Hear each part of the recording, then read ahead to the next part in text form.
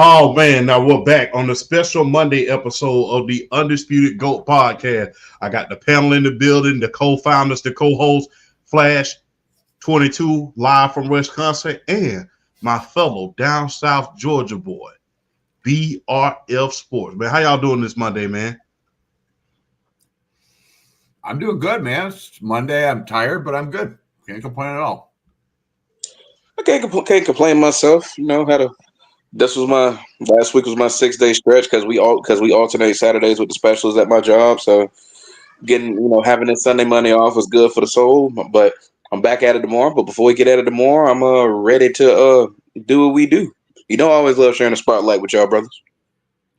Yes, indeed. What kind of chips them is you eating, man? Oh, you eating Pringles? Okay, you ain't eating a bag full of air. Okay. My bad.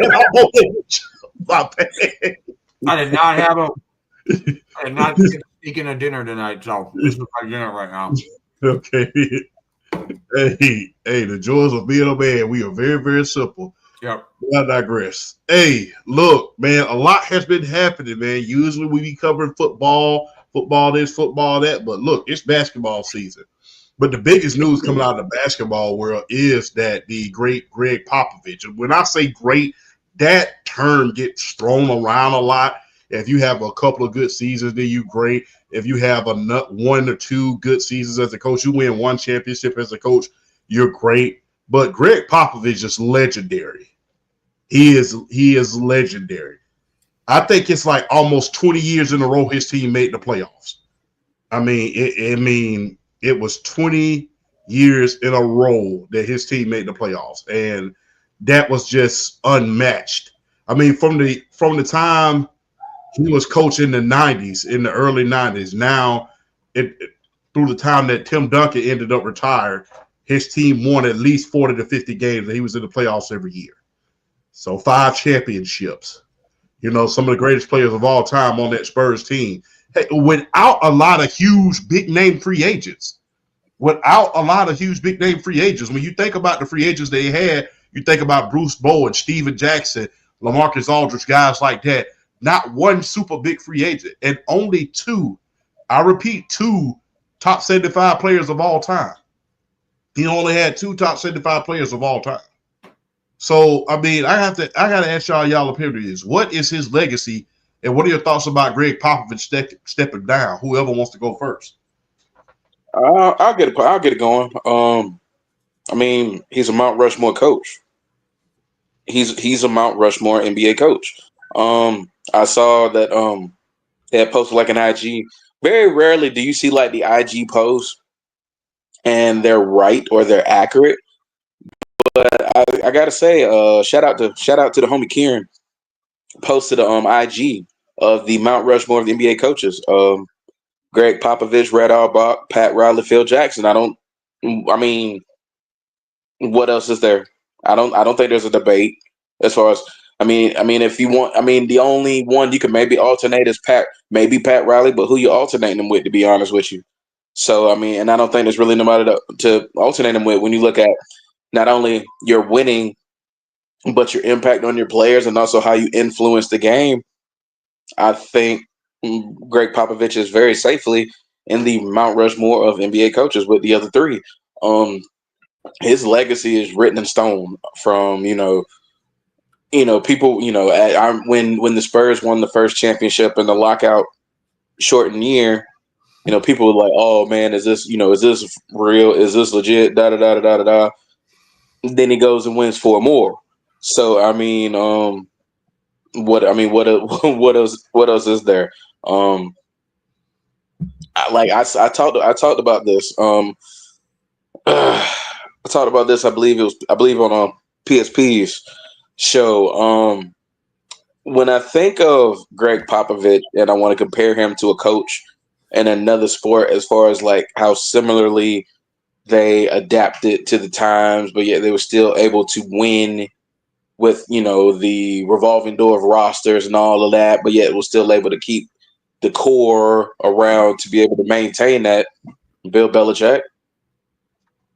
When you look at Greg Popovich in the NBA, his career really closely resembles that of Bill Belichick in the NFL. But what he did with the Patriots, I mean, doing it all with one team for one thing, but yet outside of maybe like your main 2 or 3 guys, or in Belichick's case, might as well say Tom Brady, being able to still maintain a culture of excellence, a culture of winning with guys coming from here and there. I mean, you look at that first championship team, you got guys like, obviously, Tim Duncan was really was that piece to finally get David Robinson the championship. But I mean, those teams was like, gosh, trying to remember that 99 squads, like Sean Elliott and Avery Johnson, Avery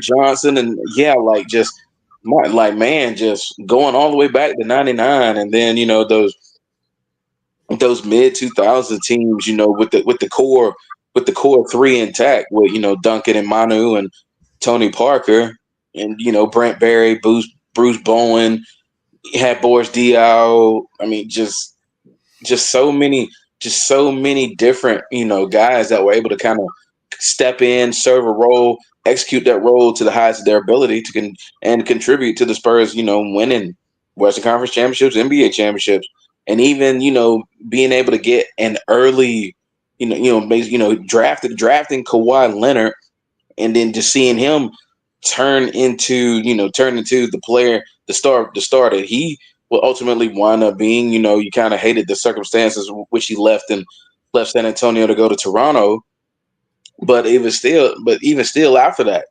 Popovich still being able to continually get the Spurs into the playoffs until ultimately they finally missed.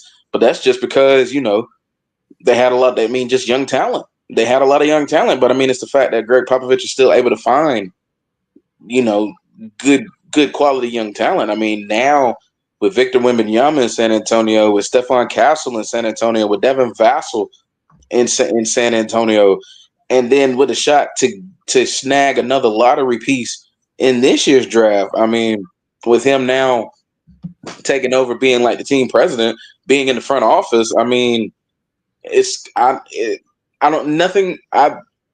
Popovich, I don't see any reason why he can't maintain a high level of being able to find talent until ultimately he just retires from the game of basketball altogether. But he's definitely, for me, in the Mount Rushmore of NBA coaches. Just his ability to adapt to the times and being able to maintain a winning culture despite a revolving door of rotational pieces around him while maintaining his core guys. I mean, when you look at his impact in these times he was in and being able to coach, but being able to develop talent, I think he's the greatest coach in NBA history. When you look at winning and being able to develop talent, I mean, yeah, you got Auerbach with 8 titles. You got Phil with 11 titles. I get it. But if you want to look at just developing young talent and turning them into great players from that standpoint, and also being able to maintain a winning culture, I think Greg Popovich is the greatest coach of in NBA history. So that's my take on that. Quick question before you go, Flash. If you are the San Antonio Spurs, this is a pipe bomb. I know it's a little bit early. We early in the show for a pipe bomb, but I got to ask the question. If the San Antonio Spurs get the first overall pick, number 1 overall, I have to ask this question. I know we're getting ahead of ourselves, and this is for a later segment. But if you get the number 1 overall pick, and let's say the Milwaukee Bucks say, let's make a trade, do you make that trade along with 2 other draft picks in order to get Giannis? Or do you no, I don't. I don't. I don't, because I look at it from Milwaukee's standpoint. Yeah, you're getting the draft picks. Milwaukee's going to want Stephon Castle and Devin Vassell in the deal. They're going to want one of those 2 players in the deal. If I'm San Antonio, I keep that first round pick. I keep that number 1 overall pick if you get it. You draft Cooper Flagg, and there you have a big 3 of Victor Wembanyama, Stephon Castle. Well, really, you got a big 4. You got Victor Wembanyama, you got Stephon Castle, you got Devin Vassell, and you got Cooper Flagg. I mean, trust me, it's a thought. And there is a team down south. If I was them, I would probably look at the idea of making a trade for Giannis, but if I'm the San Antonio Spurs with Cooper Flag staring you at the face with a chance to build a big four, nah, I don't do it. I think from a basketball sense, I mean, that core could play together for the next 10 years. So Giannis is 30, 31, I think, at this point. Yeah. So as much as a Wemby-Giannis combo would be exciting. It'd be devastating. It'd be devastating. I'm curious how that would play out, just on how, just from a curiosity standpoint, I would love to see it. But the last report, now this could just be everybody, trying to save face, but the last report that I saw, and from Giannis's own words, the Bucks won't trade him unless he asks for a trade. So now that could be the Bucks just saying that, but unless they get like some kind of insane offer. I mean, if you're the Bucks and you get offered San Antonio's #1 overall, and let's say San Antonio will give up one of those young players plus the first overall pick and the plethora of picks they have after that, then I think if you're Milwaukee, you kind of have to take it.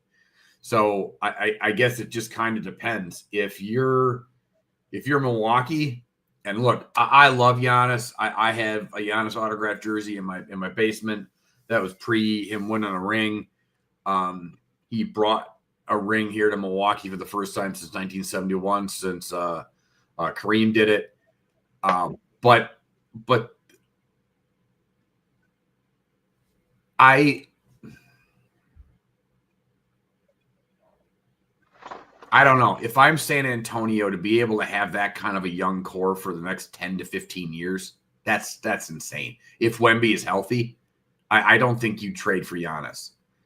You limit your championship potential at that point. If Cooper Flag is there's a lot of detractors now on how good he is.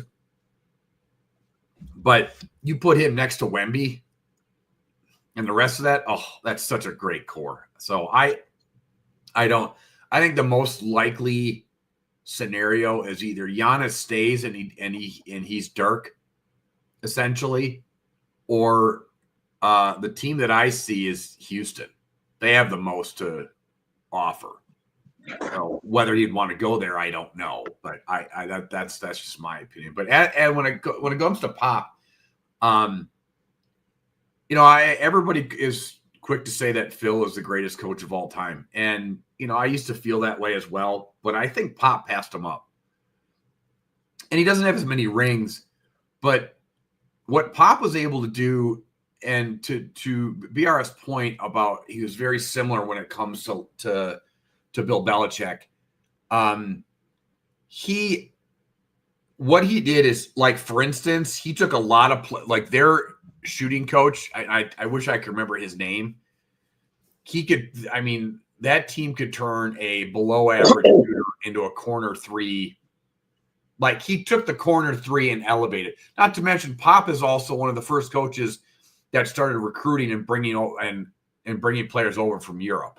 Yes. That's honestly, you want to give him the credit for the rise in the European player, and the style of basketball that we see now in a lot of ways is credited to Pop. It's kind of a bastardized version of what they used to run in San Antonio, but at the same time, he deserves all the credit for incorporating, the European players and the type of play. He's the one that developed the hack-a-shack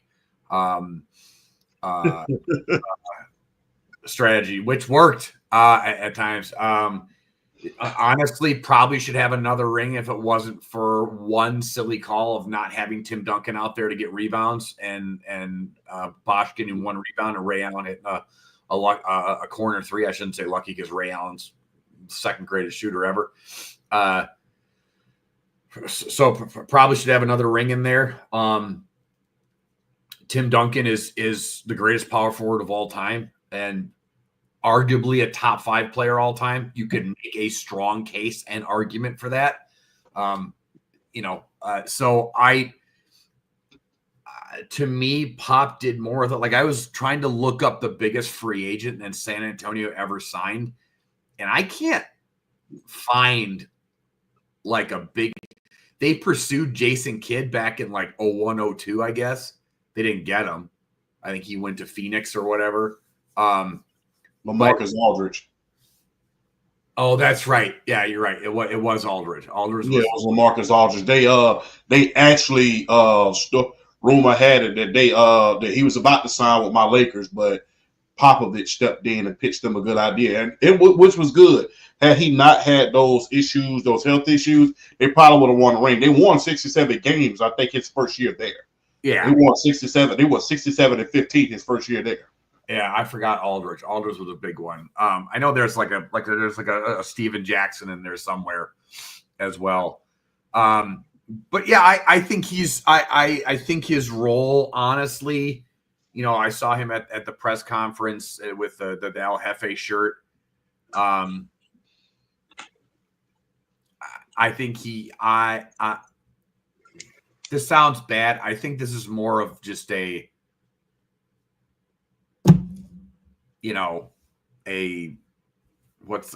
can't think of the word I'm looking for. It's I don't know how much decision making he's going to be actually doing. I think he may have some influence, but he looks pretty rough. Yeah. He does, and I don't mean that in any disparaging way. I just but I just he looked pretty shaky, and so I wish the best, and I hope he continues to recover from the stroke that he had. But I think it's more of a symbolic role than anything else. Like he's that guy he's going to work at that organization until the day he passes. Like he's going to be that guy, which is fine. He's earned it. Well, more than earned that respect in that role. So, yeah, I think the influence on the NBA game has been not many other. Even Phil Jackson didn't have the impact on the game itself, like not even close to what Pop did. Mm-mm. I mean, Phil's claim to fame, I mean, obviously, and I'm not trying to disparage Phil Jackson as a coach, is managing egos. There you go. That's it. Pop changed the game essentially as a coach, and there's not many coaches that have done that. Like that's like a Paul Brown level type stuff right there, or Bill Walsh level type stuff, where you go, what you did changed the game forever in and of itself on how it's played, how it's recruited. So he's absolutely on the Mount Rushmore, if not the center focused of it. If you really want me to be honest with you, I will say as well, Greg Popovich is the greatest coach of all time, and I think he's a mile or two better than Theo. I really do. And people will say, well, that's a hot take. I really believe that he's a mile ahead of. The reason why I said that is you brought Phil in to finish the job. When teams were already built. You really look at that Bulls team in the 90s, it was already built. Jordan had already won MVPs, been Defensive Player of the Year, slam dunk contest, scoring champion, things of that nature. Pippen was on the verge of becoming an all-star. That team was already built when they fired Doug Collins. In fact, I think they went to a conference finals with Doug Collins at the helm. Yeah. So Detroit. Yeah. I mean, Phil did institute the triangle offense, and that was played a huge role in Chicago, becoming what they did. But yes, I mean it's comparable to Steve Kerr taking over for Mark Jackson. Yes. It's in that realm. I'm not saying that and I'm not taking anything away from Steve Kerr, because I don't think Mark Jackson could have done what Steve Kerr has done. But you're right though. It's more just, all right, this is real. This is a shiny trophy. I just need to figure out how to put it up on the shelf. Yeah. And that's what Phil is. He did the same thing in LA with the Lakers with Kobe and Shaq. Yeah, the team had already been built. Only thing, and like I said, that team had gone to the conference finals twice. But okay, Phil, we need you to come finish the job. So, what's going on? What's going on, BRL? Bro, did they just make Seth Rollins and Jay Uso for the night? I don't know. I can only read subtitles. Bro, I think they just made Jay Uso and Seth Rollins tonight for the World Heavyweight title. Wow, that is amazing. Like I said, people, we're live and we're watching Raw out at the same time while we're recapping. Do you think they pull it off of Jay already? No. They don't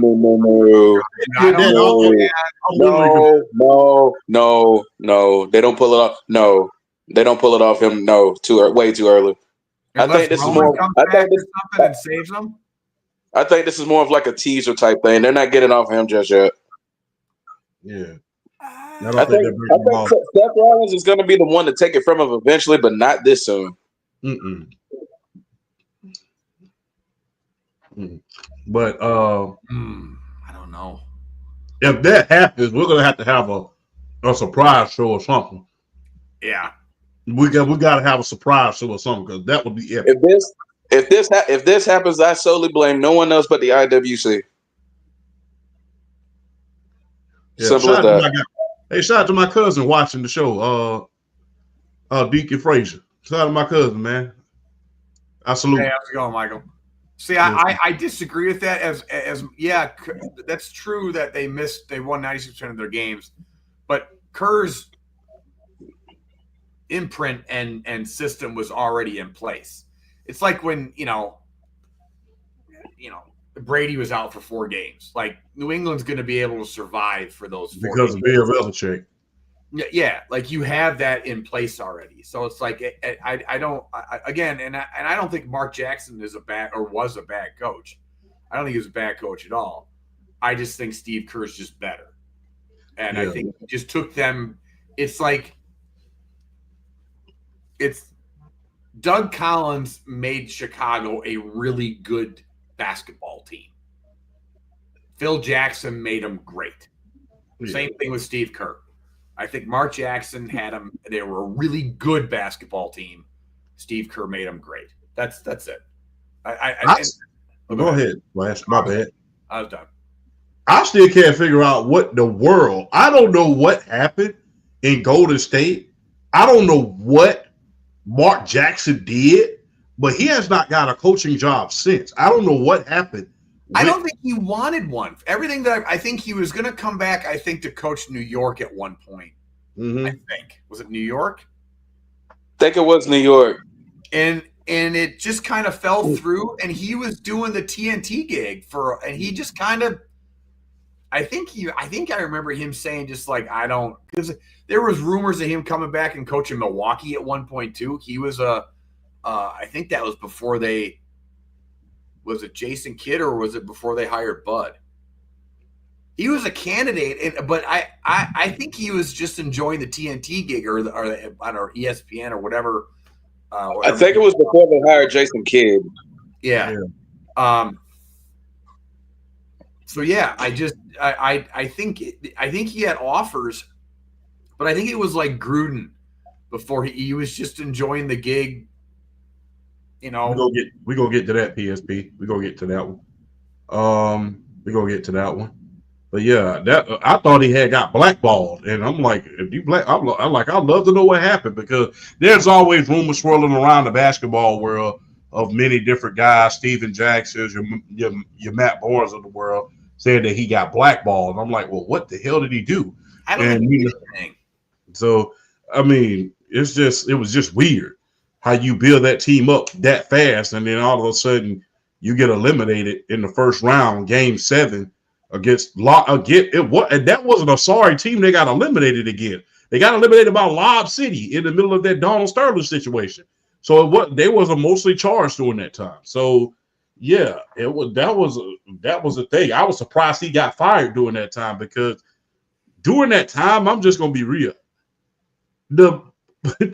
I'm just going to be real. The Warriors had not been competitive prior to this team, Steph, and the company since Run TMC. Yeah. If you remember, and I'll never forget, my dad used to hate Run TMC. They used to come out here. He used to hate how flashy they was because they would come out here and score like 160 points a game, and they still couldn't win. They still couldn't win. And I remember my dad. No, you remember that? BRL.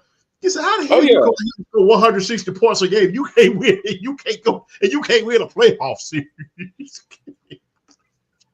It was crazy. Yeah, One TFC, they could put up some points, but them guys did not have any defense, and that's what kept them out of a lot of playoffs. But yeah, that's what I was always wondering, whatever happened to us. So shout out to Deacon, my cousin, and shout out to PSP. We're gonna get back to that question momentarily, PSP. Look, speaking of basketball, the Milwaukee Bucks won their first championship with a coach from the San Antonio coaching tree, Mike Budenholzer, and eventually he was fired. Yeah. Then they brought in Adrian Griffin, and then he got fired. I think it was like 43 games in the season. They was like 36-13. Then they brought in the Doc Rivers, and when it comes to Doc Rivers and operating, malpractice is something that needs to be studied. If you really want me to be honest about it. So I have to ask y'all this, man, especially, and Flash, if you would like to answer this first, that'll be most helpful. Where do Giannis and the Bucks go from here? You are a Wisconsin native. I'd love to hear your opinion, brother.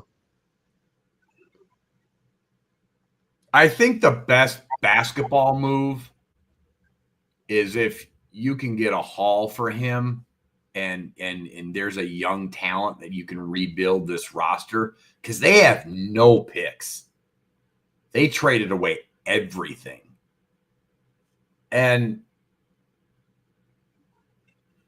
But at the same time, man, you know what? Everybody thought Dirk's career was over after that. They missed out on those couple ones. It would be nice to have a career player. And he's different. He's very different mentality-wise from from the players that we, are around now. And I'm torn on it.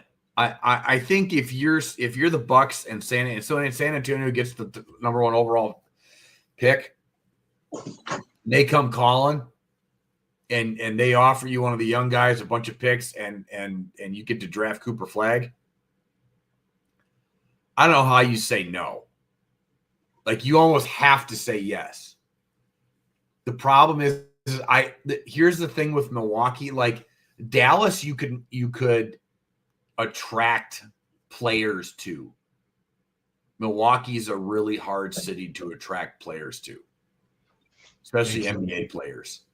And keep your talent too. What? And keep your talent. Yeah. And honestly, what's funny is I think it would have been a better place to bring in free agents if they don't trade Drew Holiday.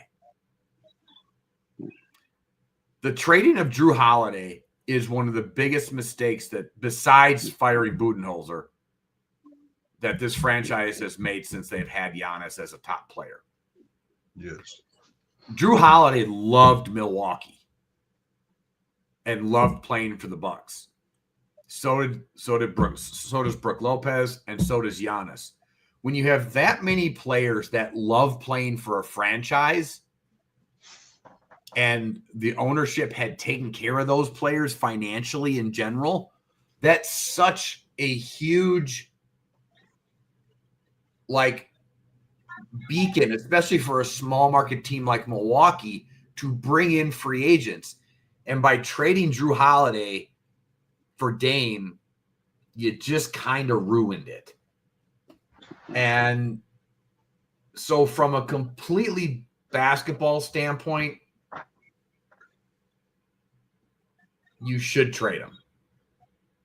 From a city standpoint, and maybe you can squeak one out later in his career like Dirk did, it would be nice to have a guy that's with your franchise, is homegrown, drafted. You turned him into an entity. He won a title, and he's with you guys. Because honestly, like, let's say he goes to San Antonio. Do you think he wins 3 more rings, 4 more rings?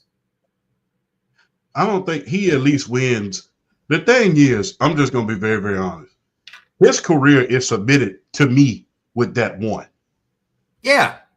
To me, if he never wins another ring ever in his life again, that ring alone, for you to win at a small market like Milwaukee, number one, who hadn't had anything in a while. I mean, they've had good teams, but to have that mega star like a Giannis that's on the par of a Lou Alcindor, a.k.a. Kareem Abdul-Jabbar, is amazing.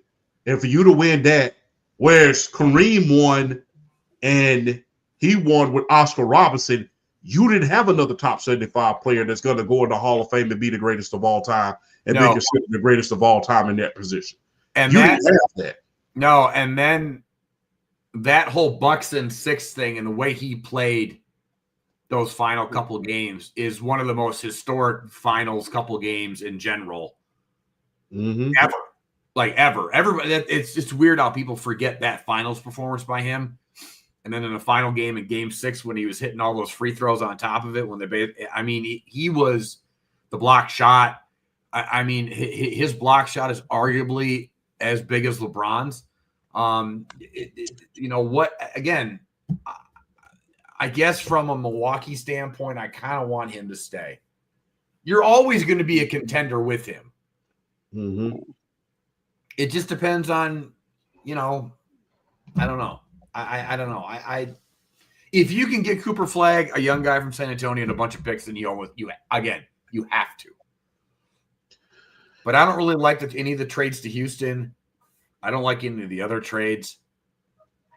Like, I will throw a 4-letter word latent rant on this show if he gets traded to the Lakers. Why? It's timeout. No. Why do people keep blaming up the champ, don't. It's not gonna happen. It's not gonna happen. No, just Champ, like let me tell you something. Every time your Lakers fan come out with like, oh man, this ain't gonna happen. Something stupid always happens. Like okay, the CP3 trade got vetoed and all that stuff, but somehow, someway, y'all was still able to find a way to manage to get Pau Gasol. And then years later, the Luka Doncic trade happened. That's why I brought it up. I am never ruling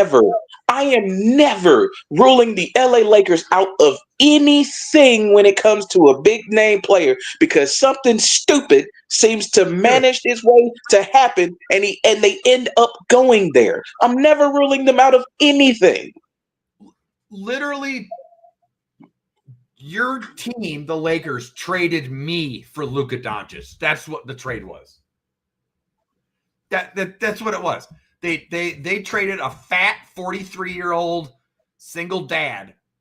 Well, no, I'm not single anymore, but single, dad from Milwaukee for Luka Doncic. Like that was the equivalent. Like that. So to sit there and go like, yeah, the Lakers, that never could happen. Like, hi, speaking of the little one. So if he gets traded, if he got traded to San Antonio, I'd be okay. If he gets traded to the Lakers, like, I cuss with you. I don't think that's going to happen, to be honest. I'm murdering baby seals. Like, I'm just going to start. I don't think that's going to happen. I think that happened because I really think that Luka trade happened because that front office is new and incompetent. That's what I truly believe. I think that new front office, I don't think that the Bucks are crazy enough because I don't think we even have that many first round picks right about now. And if we give them up, who we're going to give up for? So I'm just being very, very, very honest. If we give up something, then who we're going to give up for? Well, we're going to give up LeBron and 3 first round picks. I mean, that's And if we did that, I wouldn't be mad about it, because if you're dumb enough to take him at the end of his career, then hey, power to you. But I don't think. But here's the thing. But here's the thing, though, champ. Dame Lillard might be out with that Achilles until 2027. So in reality, what are the Milwaukee Bucks at this point? I don't know, but like I said, as far as the Lakers go, I don't think we're going to get Giannis. I don't think that I have a better chance of dating Coco Jones than we have of getting Giannis. I'm just being real. I have a better chance of dating Coco Jones. I'm just going to be very, very honest. I don't think we have enough, number one. I think that we're going to get to this, but I don't think that he and the style that he's playing would work good with LeBron and Luka in the backcourt. I don't think that will work very, very good. I think that he would stunt the growth of the team, him being LeBron, and I don't really think that would work. But like I said, if you want to trade LeBron and give them a couple picks, yeah. But I don't know who exactly are you going to trade in order to make this happen. I don't think, like I said, I think that the Dallas Mavericks front office was very, very incompetent. They didn't realize what they had in Luka until he was gone, and they start hearing all the backlash. And, rumor has it they're trying to sabotage their team anyway. So I truly believe, I don't really think we have a chance of getting a talent like Giannis. I didn't think we had a chance of had it not been for the incompetence of Dallas, I don't think we would have gotten Luka, and we'd still be talking about the Lakers and what they need to do outside of this trade about a year from now. We'd still be talking about, is it time for Anthony Davis to be traded? Because we probably wouldn't have made it past the first round even then. So I don't think we get Luka at all. But what says you, BRF? I know Flash threw out Houston. I got a team for Giannis. Us. Atlanta? Yeah. I think that'd be good in Atlanta. Well, I mean, here's the thing. Do I want to see Jalen Johnson traded? No. But Jalen Johnson was also about 21-11 before he got hurt. And he was really blossoming into one of the new young talents in the league. And I think he was going to I think he had a legit shot at the All-Star team before he got injured. You have him. You have Okongwu, who after he became the starter was basically a guaranteed 16-9, who nowadays for a center is like really, really good. And the Hawks have secretly built back up draft capital. So they have draft capital. So Trey and Giannis on pick and rolls and lobs. I think a Trey Young, Giannis Antetokounmpo combo in Atlanta would do something that the Hawks have never done in franchise history, and that's entice other players to come.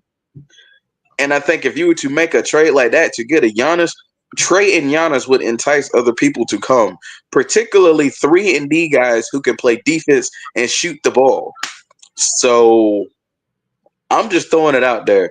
Jalen Johnson, Okongwu, some draft capital.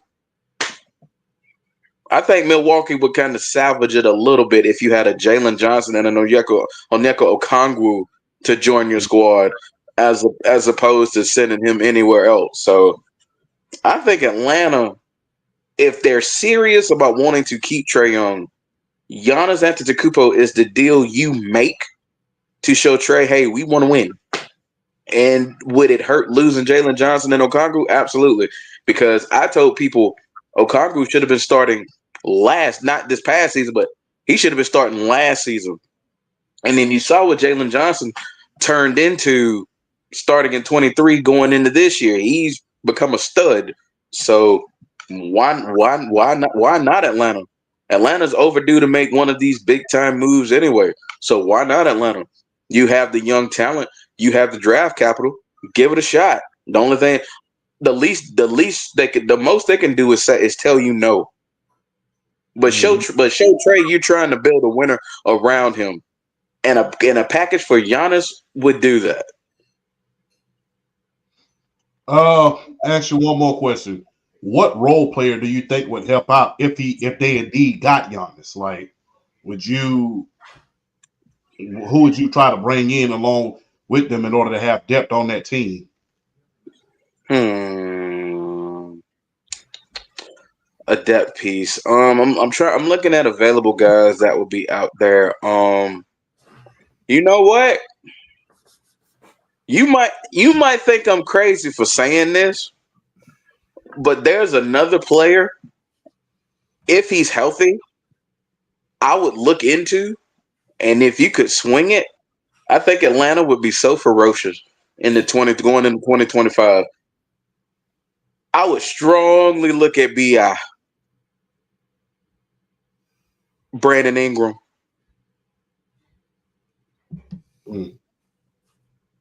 Nah. Why not? I don't know. Like I said, him, Giannis, and Trae Young. I don't know. Giannis on the inside. Trey's driving the basket. Brandon Ingram's an awesome mid-range shooter. He's developed his 3-point game. He's gotten better at shooting the three. Why not? What about defense? And at this stage, he's lower risk because he hasn't been on that court that much. But what if you get a healthy peak New Orleans Brandon Ingram for cheap? That's a good point. That's a good point. And I'll have to look. I want to look and see who's going to be available in free agency after the playoffs is over, because I think there are like much cheaper guys who might not be able to give you Brandon Ingram value as far as like offense, but can give you good enough coming off the bench to make a Giannis Antetokounmpo trade. Like if you were to trade to get him, to make the whole situation work. So the Brandon Ingram, it would just be the prospect of having a big three in Atlanta. But there are role guys that I would be interested in if I knew who. Like I said, I don't know who's available, so I have to research to see who's available. But I promise you, if I look to see who's available, there would be guys out there that I could find that would fit what Atlanta tries to do as far as like shooting the ball, wanting to defend on the outside, the pick and rolls, the ball movement, the motion offense, just everything Atlanta and Quinn Snyder tries to do. So, Jordan Clarkson will be another one. Jordan Clarkson loved playing in Quinn Snyder's. Hey, what's up, Leaf? Jordan Clarkson loved Quinn Snyder's system in Utah. So heck, why not? He could be like a point guard too, as well as a two. Yeah, there are guys out there. There are guys out there. Okay, Leaf just put something very, very interesting. Giannis to Cleveland? Bruh, no, because if Giannis is going to Cleveland, Evan Mobley's leaving. Cleveland ain't gonna get. I don't think Cleveland getting rid of him yet. Yeah. What about Giannis to the Heat? Maybe. I like that more than Cleveland. I like that more from Cleveland because you're not having to give as much up. But he said for Garland and Jared Allen. Nah, I think Milwaukee gonna want Evan Mobley too, partner. Milwaukee gonna want Evan Mobley too. Look, as much as like Giannis is still a top 3 player in the league. Yeah, he was in the MVP race this year. He was an MVP finalist. He's a top 5 lock, arguably top 3. Yeah, so you're gonna have to. Give up. You're gonna have to cough it up. Yeah, unless you're the Lakers and you can just get stuff handed to you. Let's do that. Let's that happen. Yeah, yeah. That's the thing, though. Garland and Jared Allen would probably be in the trade, but Evan Mobley would be in the trade too. Yeah. Yes, I definitely agree. Hey, that's interesting.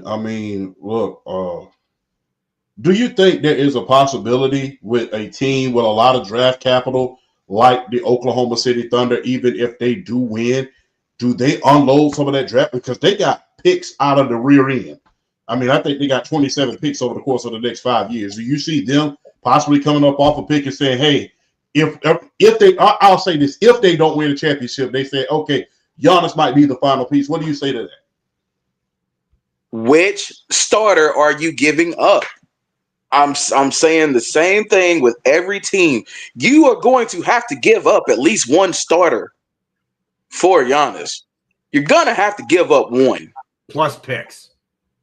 plus picks. You're gonna have to give up a starter. I got 27 picks. How many you want? All of them. I want at least 5 in the starter. You up in the starter. Chet Holmgren, Jalen Williams, you giving up one of them.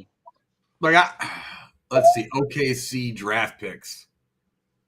Jalen Williams, Casey Wallace. Yeah, see, Leaf no. Jalen Williams will be in that trade. I'm telling you. Jalen Williams will be in that trade. Not the bench Jalen Williams, the starter Jalen Williams. He will be in that trade. They still, let's see.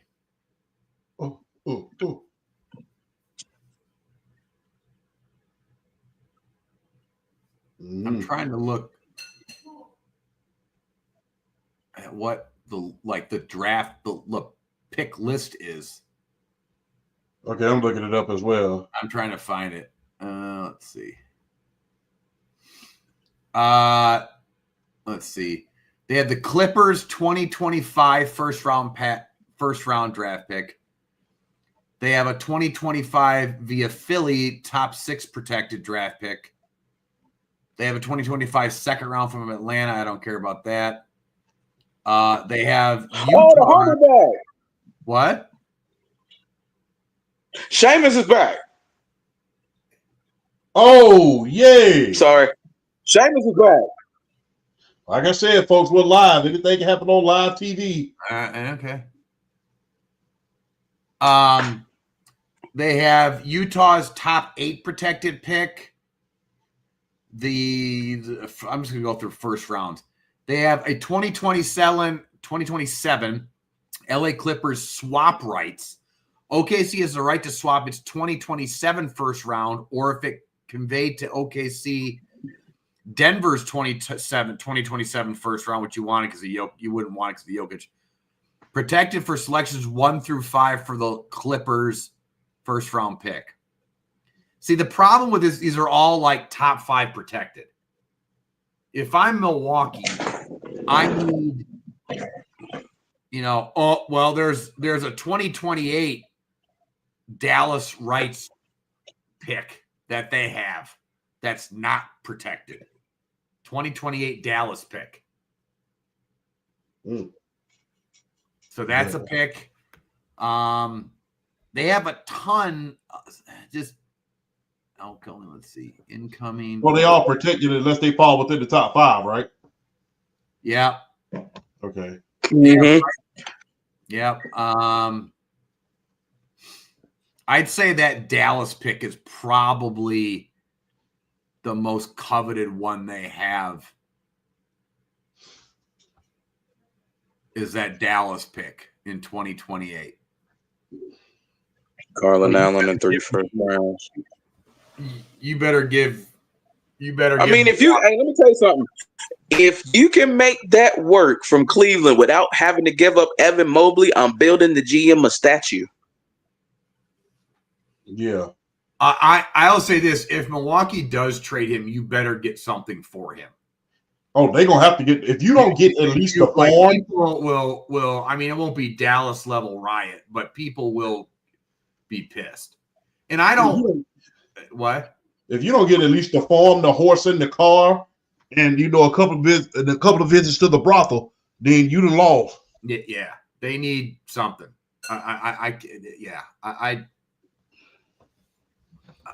Again, everybody is saying the right things between Milwaukee and Giannis. Yeah, everybody's like, nah, we're blah blah blah. We're not trading. We're not this. That can change in a heartbeat. The Dame injury is his. I almost think his career's over at this point. If you're Dame, I mean, he's what, 35? Yeah. If you ask me, they kind of messed. If you ask me, it looked good on paper, but it kind of messed up the chemistry of that team when they got it. This was a very, very good defensive team. It was very, very good on both sides of the ball. And I think that it messed up a lot of things when they brought him here. It made him more highly dependent on offense than it was defense. This is my thing. It's that they made two massive overreactions. They got rid of Bud, and then they traded away Drew Holiday. And the Drew Holiday trade didn't make any sense because Giannis was hurt when they lost in that playoff series. Mm-hmm. It did none of it. They overreacted, and who was the one that did the overreaction? I don't know, but then you overreact again and you get rid of Adrian Griffin, even though I think they were the number 2 seed at the time. Yeah, and then you bring in Doc for reasons I still don't get that. And I'm not as big of a Doc hater as most people. It just didn't make any sense. Like, were you really going to be any better with Doc? And then you go and you get Dame, who makes you, and Doc is supposed to be this defensive guy, and now you just made that team defensively way worse. No offense to Dame, but it just the moves didn't make any sense at all. Just none. And it's really disappointing. No, indeed not. But there's a lot of work that has to be done. It's going to be interesting to see if the end is really near in Milwaukee. Let's go back. Let's go to the West Coast and go to my Lakers. Let's go back to the Lakers. What steps what's so funny about that is I love the Lakers, but I hate the Yankees. Ain't they call it oxymoron? But that's an oxymoron. We won't go into that discussion. Yeah, it is an oxymoron. But you can thank Mama Champ for that. What's so funny about that? My mom loves the Lakers. My dad cannot stand the Lakers. That's the funniest part about it. So you can blame my mom for me being a Laker fan. But I never cheer for the Cowboys. But that's for sure. But because my mom's a Dallas Cowboy fan. But here's the thing, though: if you're a Laker fan, shouldn't you be a fan of all 3 teams? What? Let me stop. Yankees, be a Yankees fan, a Lakers fan, a Cowboys fan, no, an Alabama fan. No, yeah. I've never 3 teams I'd never cheer for. I would never cheer for Alabama. I'd never cheer for the damn Yankees. I'd never cheer for the Cowboys. I'd never cheer for those. So we ain't got to keep a head on the swivel with your fandom too much right now. Okay, we good. Yeah, I hated the New York Yankees for a very long time. Just talking about it makes me hate them more. We don't have 2 championships because of them. I know. We should have 4. But we're not gonna get into that. Yeah, heartbreaking. How tragic. What steps do the Lakers need to take in order to get back to a championship? And this LeBron stunning the growth of this team. I'm gonna go first on this one. Look, number one, you need to look into trading LeBron or amnestying him next year. I'm all for. This is what I'm all for. I'm all for putting butts in the seats. But at the end of the day, you have to do this team like Dr. Bus would do it. You have to get rid of players too early rather than when it's too late. Right now, LeBron still got some years. Maybe a contender will take a chance on him. Get you some picks and build this team around Luka, much like Dr. Bus did when he traded Shaquille O'Neal in order to build around Kobe Bryant. Luka needs to be the face of this franchise. It has to be Luka. I agree. Mm-hmm. I mean, at this point, LeBron only has maybe 3 to 4 years left if he has that. He just hurt his leg. Hurt his leg. Hurt his leg. That every year he gets knocked out, he has some injury or something. Hurt his leg. I'm putting that in parentheses. Hurt his leg. He just hurt his leg. Hurt his pinky finger. You never know. but he just hurt his leg in this playoff game. You don't know how severe that leg injury is. So this has to be Luka's team, much like it had to be Kobe's team after Shaq was just pretty much running on his last leg. And come to find out, people criticized Dr. Buss a lot during that trade, but come to find out he was right, because Shaq only had like 2 to 3 more years before he was not Shaq anymore. So I think that one thing that has to happen is LeBron has to leave. Go ahead and trade him. There's nothing more that you can do. There's nothing more that you can do. You've gotten all the juice out of this team that you're going to get. You've gotten all of LeBron out of this team you're going to get. You have another star, and from what I'm seeing, he's already committing to that mega contract that they're planning on giving for $250 million for like the next 5 years. So commit to Luka, let him know, hey, and put some weight. Hey, look, first thing I'm doing if I'm Los Angeles, look, I'm putting weight clauses in your contract, buddy. You're not going to come in here 275 trying to play basketball. You got to be in prime shape. Otherwise, we're going to fine you until you get done. Remember what they did to Nate Newton? They fined him every day he was over the weight. They fined him $200. They fined him $1,000. So just like he said, I could have funded a small country with the money that I lost. But I would put weight clauses in his contract, make sure he's at the weight he needs to be, much like Dallas should have. But this team has to be Luka's team. And look, you have a young star. There's no need for a quick fix. You're going to be able to attract younger superstars in order to play with. Who doesn't want to play with Luka? Who doesn't want to play with a Luka? Who doesn't want to play in Los Angeles? So, hey, go after it. Stop trying to do this quick fix thing.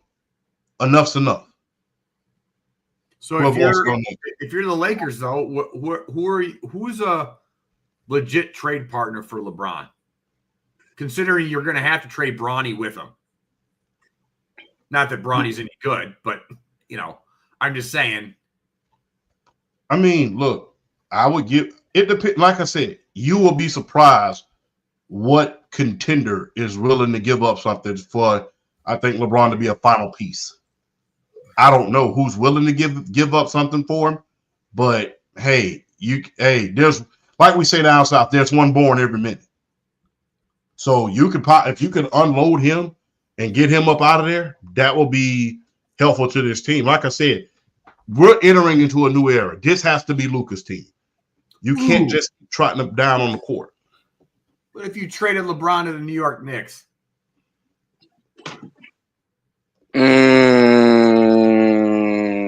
I don't think he'd go. Well, Phil Jackson ain't there no more, so I think he will go to the Knicks.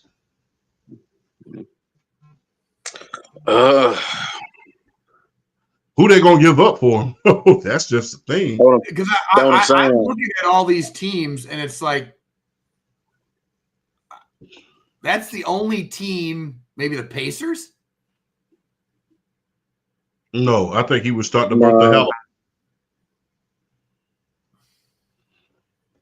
Their game is too similar. I think he would start Tyrese Halliburton's growth. I mean, you could trade it to the Pistons, see how he could work with Cade Cunningham. I don't know. I don't know. Like I said, find somebody, just get him up out of here. And like I said, no disrespect to LeBron, but the thing is, this has to be Luka's team now. It doesn't look like it's gonna work. At times it looks spectacular, and at times it looked like it looked the way it did in the first round of the playoff. Yeah, it looked like they know that they didn't know if they want to. They didn't know if they was coming or going. No, they got no bigs. I heard one idea was trading him to Philly for Embiid. Shit, what? For what? So he can sit there. So he can sit in Los Angeles with ice packs on his damn knees the entire time. Hell no. I'm just saying. I'm trying to figure out something for you. Well, I don't know. I'm not going to trade for Embiid. You would be foolish to trade for Embiid. Why would you do that? He can't even stay on this. He can't even stay on the speed of Philadelphia. I can just imagine what the hell you're gonna do in Los Angeles. I hope, you know what? I hope the Lakers do trade for him. Because in Los Angeles, you better not be. You better not. It's not in the great words of my grandmother. You better not. Flash. I'm telling you right now. Don't do that. I tell the whole city. No, because here's the thing. Here's the thing. You mess around and you trade Embiid to the Lakers, and then you get fully motivated, actually play 60 games, Joel Embiid, and there's no drop off. No, because then you get fat Luka and lazy Embiid, and it implodes the whole franchise, and we're all happy.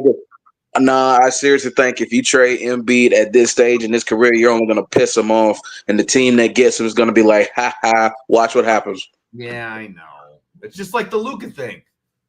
Luka gets traded, like, all right, let's see what happens, and then he's going to come in next year with a 6-pack. Yeah, let's hope so, because like I said, they look kind of flat in the first round. Well, they don't like as much as Luka and LeBron actually do make a lot of basketball sense. The problem is they had no bigs.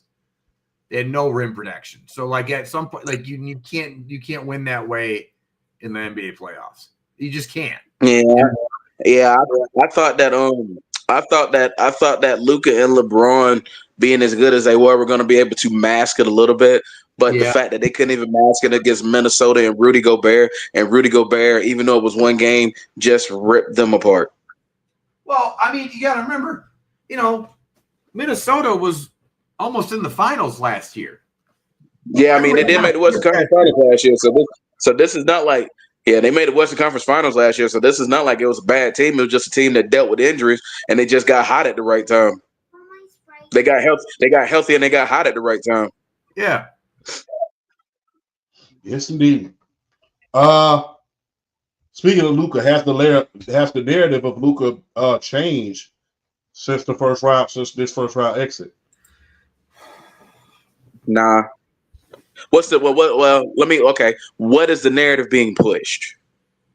That he needs to get in better shape, and he was not conditioning, and that's one of the reasons why they lost the play. And now Dallas doesn't look as stupid for trading him. They still look stupid. Yeah. They still look stupid. I think this is partly what Dallas wanted, but fans who are smart and kind of follow the game and understand it know that we are never letting them off the hook for this trade. Well, I will say this though: if I'm Luka, I do need to focus this offseason as far as getting into better shape because now you're going to be in the limelight every game. This is Los Angeles. This ain't Dallas where you could kind of sneak under the radar, get hot, and then have the world just looking at you being the media darlings. You are in LA. Pressure's on you 24/7, 365. Even when you're not playing, even when it's the off season, they're going to be looking at you. So I think he does need to focus on himself and the conditioning from that aspect. You are like in one of the media capitals of the world. Like the only team in the NBA you could compare LA to as far as just sheer eyeballs is New York. Boston. It's New York. And Boston. In terms, I guess I still don't. As far as media, I don't put them up there with LA and New York, but I guess they're close. But even still though, Luke. I think Luka really's got to. I think like he's got to put more of a focus on it this year because especially if LeBron does leave and he is the guy, which I agree with Champ. He needs to be the face. He needs to be the focal point of the Los Angeles Lakers. He's got to come into 2025 ready to show up and show out. And part of that means he needs to get in better shape. I'm not saying just, trim yourself completely, but you definitely need to be in a situation where you can hold up better later in the year going into the playoffs where you're not gassing as easily. So, yeah, he needs the narrative. He does need to get in better shape for his conditioning. But does this let the Dallas Mavericks off the hook? No, this does not let them off the hook because he still took y'all to the NBA Finals last year. So this does not let them off the hook at all. But he does need to better prepare himself in the offseason to get ready for 2025. He does need to get himself in better shape because he's the guy now. Especially like I said, especially if LeBron leaves, all the weight's going to be on his shoulders. So he's got to be ready to be physically and mentally prepared for what's about to happen, especially if LeBron leaves LA. Flash. I mean, I do find it funny how the Luka narrative changed all of a sudden with him going to LA and then being bounced in the first round. Like it was weird how that was the blame, but LeBron got none of the blame, which I find hilarious. But whatever. I do think that you need to trade LeBron or you need to trade Austin Reeves, which I think that would be a big mistake. He's young. You have somebody, you have a piece next to Luka. You just need to do something with LeBron. I don't know what it is. I mean, maybe you can get a big in the offseason, with a mid-level exception or something like that that's available to him. I don't know. But, I mean, do you run it back one more year with LeBron and Luka and try and add a big to see what you can do? You can try it. I mean, you could. I mean, that's your only other viable option. I just don't.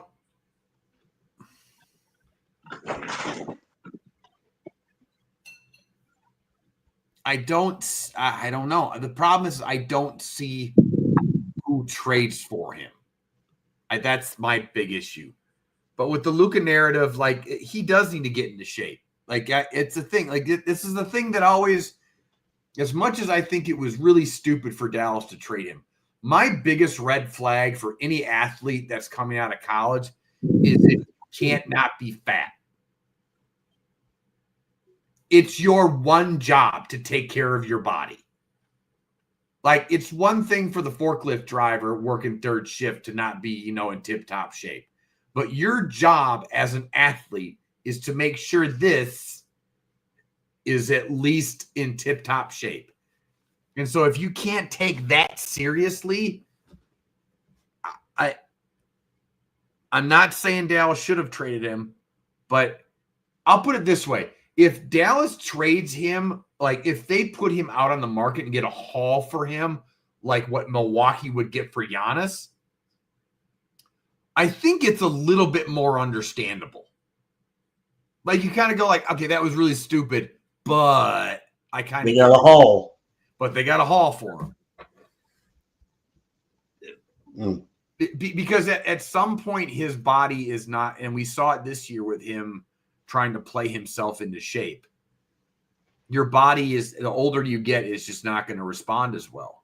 Look at Chris Paul. Chris Paul is a prime example. Never took his health seriously for the most part, always played himself into shape, and would always get hurt at some point. So, and Luka's not even in the shape that Chris Paul is or was. So you just got, like somebody pointed out a stat that he's dunked like only three times in the last like 3 years or something insane like that. That's not right. Like it's just weird. Yeah, you definitely got to be in shape if you want to be in this league. It's gonna be real with you. Yes. So, but yeah, I get the feeling if that trade had to happen for the big, I really think that we would be telling a different story. That Lakers trade would have happened and the guy hadn't failed his physical. I really think we'd be saying a different story because we would have had a big man in order to match up with Gobert and later on down in the lines with Jokic and guys of that nature. Like I said on PSP's podcast, the game is going back to being played inside out rather than how it used to be played a couple years ago. It was outside in. So you need a big you need a big man. But speaking of basketball, man, speaking of big men, speaking of big stature, big aura, Steph Curry. There was a big discussion by Kendrick Perkins and company on First Take, and as well as a lot of other media outlets, is Curry in the GOAT conversation if he wins a Finals MVP and another NBA Finals. I'm gonna go first one last time. I think he only needs the Finals. So just I think that he only needs the Finals. I don't think he needs the MVP. I think that he only needs the Finals. You're a two-time MVP already. You were unanimous MVP. You won the NBA Finals MVP once. And guess what? You don't always have to win Finals MVP to be considered the best player. You don't. So I really feel like if he wins another Finals, especially during this era where we're like a transition era where the old guard is kind of phasing out, new guard trying to come in, kind of like when you saw where the Bulls was ascending and the Celtics and the Lakers were kind of dipping just a little bit. I'm thinking we're in that kind of transitional stage. But if he can win one during this era right here to just start off this era of new basketball players, I think he's definitely in that GOAT conversation. If he's not already in there, considering he's revolutionized the game. I mean, he made kids all over the world want to shoot the 3-point. Remember, in order to rejuvenate the crowd, you had to make a big dunk. Now, to rejuvenate the crowd, especially in his heyday, now to rejuvenate the crowd, you got to make a 3. But what says you guys? GOAT conversation. I think if he wins, this will be okay. So if he wins this year, this will be his 5th. I think I feel like as far as like GOAT conversation, top 3, top 5 of all time, I feel like when you're looking at, I feel like most, if not all, the top 10 players should have a case for top 5 all time. So you're looking at off the bat, Mike, Braun, Kareem, Magic, Bird, Shaq, Duncan, Kobe, Kareem off the bat. So that's 9 of my top 10, like right off the bat. I think Steph. Wow, am I crazy for wanting to put Steph in my top 10 all time? No, God, no. Because I definitely think he is. I definitely think he is in my top 10 all time. I think he's like right. Let's see. If I would go Mike, I have Mike, Braun. See, my 5 is still Mike, Braun, Kareem, Magic, Bird, and then Shaq, and then I would probably say Shaq, Duncan, Hakeem, Kobe, Hakeem, and then probably Steph. I think, the Steph is definitely in my top 10 all time already. I think if he gets another championship, 5 rings, 2 MVPs, I think we could definitely. Oh, lock, like by a mile.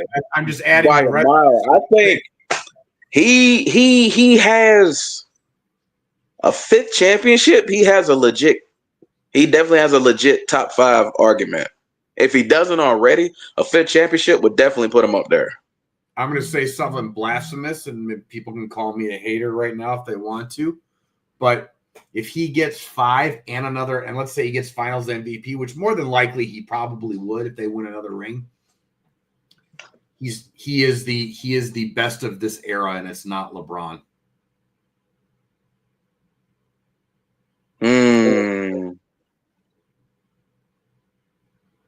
I mean, it's not ridiculous to say at all. Greatest shooter ever.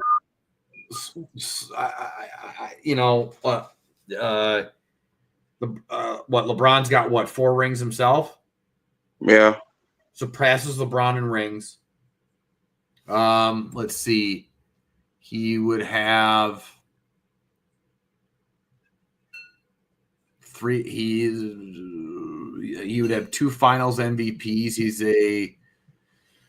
11-time NBA All. Let's see how many. LeBron James, he's the best shooter of all time. Did LeBron change the game like Curry has? No. No, but I guess from an aspect of the shooting aspect, yes. But you still have to look at Braun when we knock his longevity and we knock his totals and we knock what he's done like throughout his career. But I mean, we can't I still feel like Braun is the most talented player to ever touch basketball. So I mean, I think he's the. If you were to build the perfect basketball player, you build LeBron James physically. Agreed. Like, I just look at it and I go, it's like a lot of people put Kobe in like the top 3, which I think, to me, look, not that I no hate to Kobe, I think is ridiculous. I don't even think he's the best of his own era. I think that goes to Tim Duncan. That's just my opinion. But I think Tim Duncan is, and I think if Curry, again, wins number 5, that passes LeBron rings, he's the greatest shooter of all time. Yeah, I think he passes LeBron all time, and he's not even, then passes LeBron as the best of this era. There's already kind of an argument that he's even the best of this era already, of this like previous generation. I think that argument with him it's like a Larry and Magic conversation, except Steph's a better shooter than Larry. Yeah, I think it's kind of a Larry. I think it's kind of a Larry and Magic situation, but I don't know. Like I said, I think that he'll still go down. It will still go down as the Curry and LeBron era. But I really feel like this. I really think that he would have a cut above if he gets that 5th championship. That's a big if. Yeah. I think he will have a cut above, because I think people are going to hold that. I think that people are going to hold those finals losses against LeBron. Fair or unfair, they're going to hold it against him. Not to mention, you should hold it against him. Say again? You should hold it against him. It is what it is. Yeah, it is what it is. Like I said, fair or unfair, you're going to get it held against you when you don't win in the finals. Yeah. I mean, it got held against everybody. It got held against Shaq. It got held against Kobe when he couldn't win without Shaq in the first one. Yeah. It got held against Michael Jordan when he couldn't get to the finals because they say he was trying to score a bunch of points. They held it against a little bit of everybody. That's one thing that I don't understand about this situation, because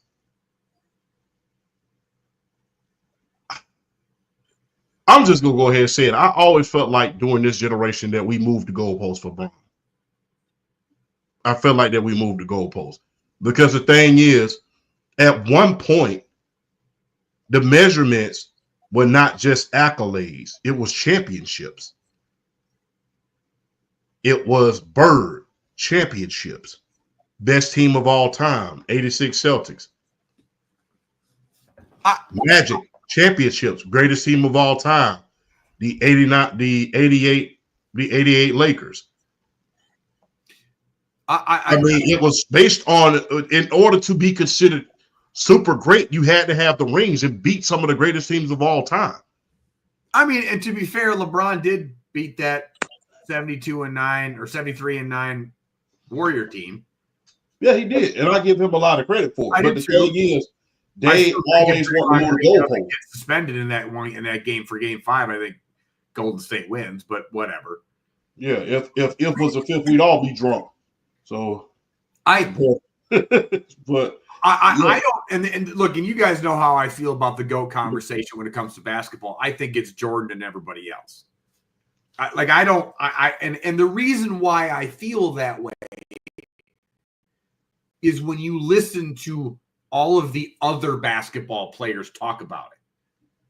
Like, all of them, for the most part, except for like Draymond Green, who is, I swear, trying to steal LeBron away from his wife sometimes. and like maybe a couple other players.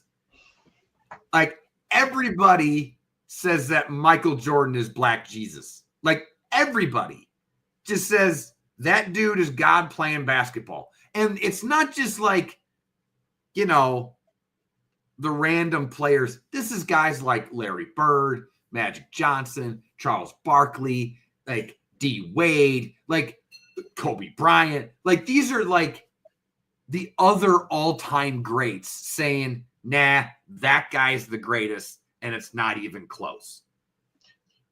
I want to ask y'all this, man. Here's why I get mad about the GOAT debate.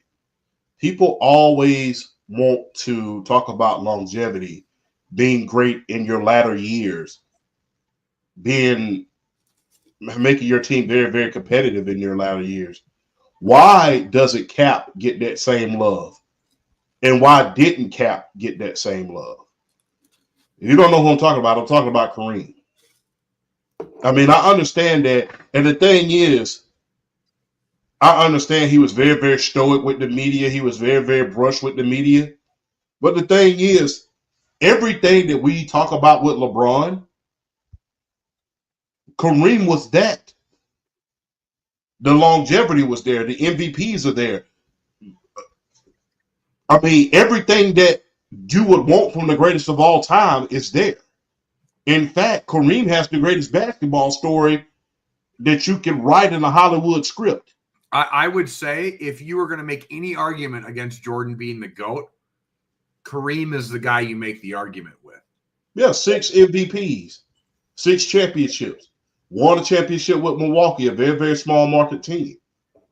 I mean, like I said, he still holds the record for 6 MVPs.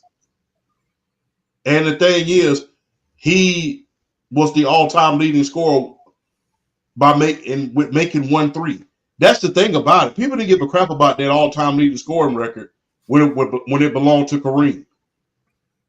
People kept saying, well, that's just a record of longevity. All of a sudden, when LeBron gets it, it means something. It means more. But we didn't have that discussion when Kareem had that record. That's the problem. But I'll say this though about Kareem in his latter years, his Laker years. Even though he was always good in LA, the fact that Magic Johnson was the final piece, and then you see the career that Magic Johnson had, takes away from what Kareem did in LA. Because Kareem was there for like 3-4 years, didn't win a championship, and then Magic got there, and then the floodgates opened. So all right, then the same argument should apply to Kobe.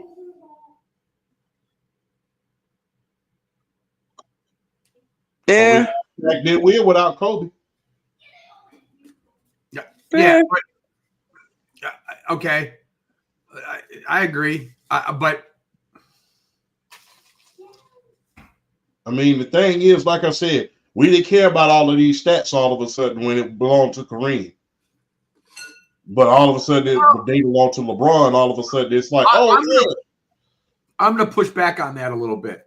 Kareem's all-time scoring record was one of those records at one point. I remember it was one of those unbreakable records. Yeah. True. Very true. So I think that's always been given its just due. I actually think, can't believe I'm making this argument, that once LeBron got it, it was downplayed a lot. And I personally think it was downplayed because they stunk at the time. Yeah, we did. I made a video about it. It's like, dude, nobody cares because you stink. And honestly, part of it was he came right out of high school. So, and Kareem played what, 4 years at college? Yeah, 4 years in college, and then start his freshman year. Remember, it was illegal for freshmen to start during his during those days. Yeah, so like you add on another 4 years of scoring, and it's like, you know, that's the other part of it too. But I'm gonna kind of push back on the Kareem stat. Like the Kareem stat is like it used to be. There was like the DiMaggio, doubles streak. the 56 games in a row. The 56 game hitting streak. Yeah, like there's that, or the hit streak. Yeah, there's now there's Ripken's, consecutive games. Pete Rose's all-time hits. Like there's and I think Kareem's. I think we were stats. I think stats went weird when fantasy football became a thing, or I'm sorry, fantasy in general became a thing, and then what's the stat term that I'm looking for? Advanced metrics became a thing. Analytics. But I think stats. What stats? I push back on your narrative that stats didn't mean a thing. I think the emphasis on stats has become too much. Because it used to be you could just, it's called I know this there's no science, but it's just the eyeball test. Like you just look and you go, that's the greatest player I've ever seen. Like you don't need any like advanced metrics or like, well, he plays better when he's had a Sprite and he's rested 3 minutes in the third quarter and he comes back in after a whatever, like but he only touches the ball 4 times and this time, like nobody. Did you win? Did you win? I think that was the great thing about Kareem. He won, plus he's put up the stats. That's the thing about Jordan too. He won plus and so. But I think Kareem doesn't get the credit he deserves as one of the greats. Yeah, and I say this probably because he was so standoffish with the media as well. Because Kareem was kind of prickly when it came to the media. He even said it himself. He thought the media was a nuisance. He thought the media was a nuisance, and that's the reason why he treated the media like he treated them. He said, looking back on it, I probably should have did a lot more with the media and worked with the media a little bit more. But he said back then I thought they were the nuisance. But do you think and I don't know much about, do you think his choice to change his name and join the Nation?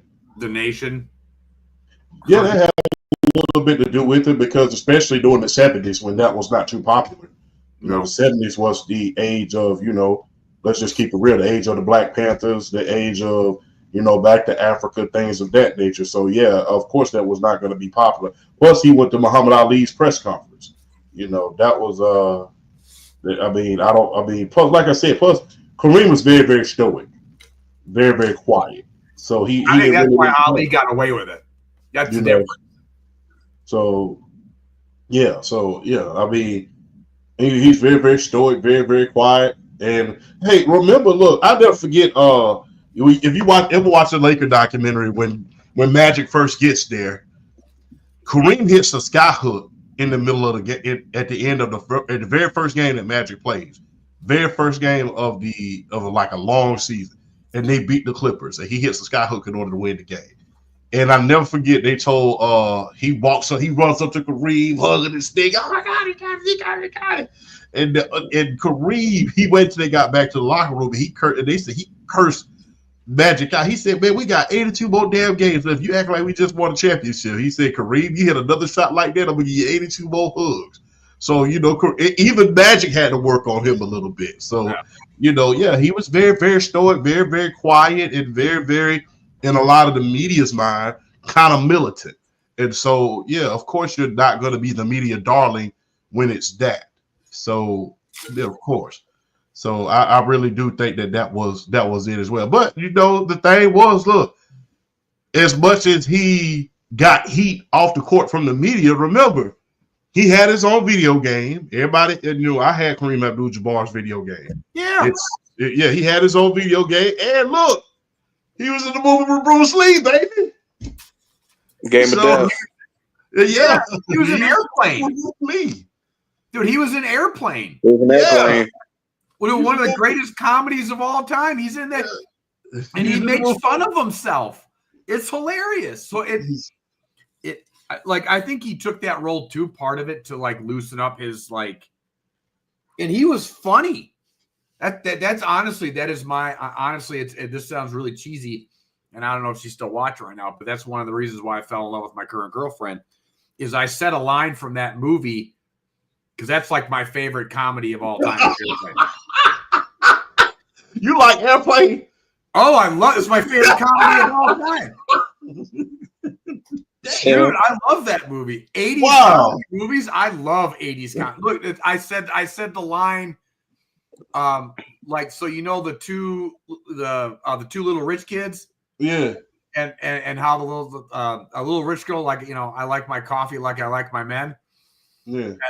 And I said that line on the phone with my current girlfriend, and she's like, "You like your coffee like so you like them black?" And I went, "I'm in love with you." I'm in love with you. No joke. I was like, "You're it. You are my future wife." No joke. You knew exactly the movie that I was saying, and I went, "You're it. You're it. You're the girl that I've been looking for." I use that line all the time when people are like, "How do you like your coffee?" I say, "I like my coffee like I like my men, black." Oh man, that is amazing. Mm-hmm. Oh, that is amazing. But shout out to my girlfriend Charlotte from England. Yeah. So give you a shout out to the British people. We love you guys. Hope you're watching over there. Yeah. Shout out to the future Mrs. Flash. Yeah. Speaking of it, as you all know, we're watching the WWE, and this is a topic that a lot of people would like to discuss. At this point, I gotta ask this, and this is a topic that Flash, in fact, came up with because I didn't really notice it. You know, the thing is, my mom always gets on to me about going to the store. I don't look for sales. If a pair of shoes come up on the Nike app, I'm finna go get them. I'm not gonna wait a few days. I'm finna go get these shoes. So she's like, wait a few days before they're like, they might not be here in a couple of days. No, wait a few days. I'm like, no, I ain't doing all that. But my mom gets on me like, wait a few days before you go get the product. The price will go down. You like to hit it when it first hit the stove. But to that point, is the WWE getting too expensive for everyday fans? Yes. Okay. They were selling. So this year's SummerSlam is their first 2-night event, and they were selling an experience for 2 nights for $40,000. Damn. Now I've gone to SummerSlam the past 2 years, last year in Cleveland and the previous year in Detroit. I've been looking up tickets. The same tickets from where we sat in both have tripled in price. Wow.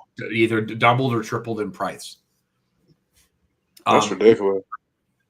There's a video of a fan talking to Randy Orton during WrestleMania, and them telling Randy Orton how much their ticket cost. And I can't remember, but it was like $14,000 or something. And he goes, even he said, he's like, that's insane. That's greedy shit.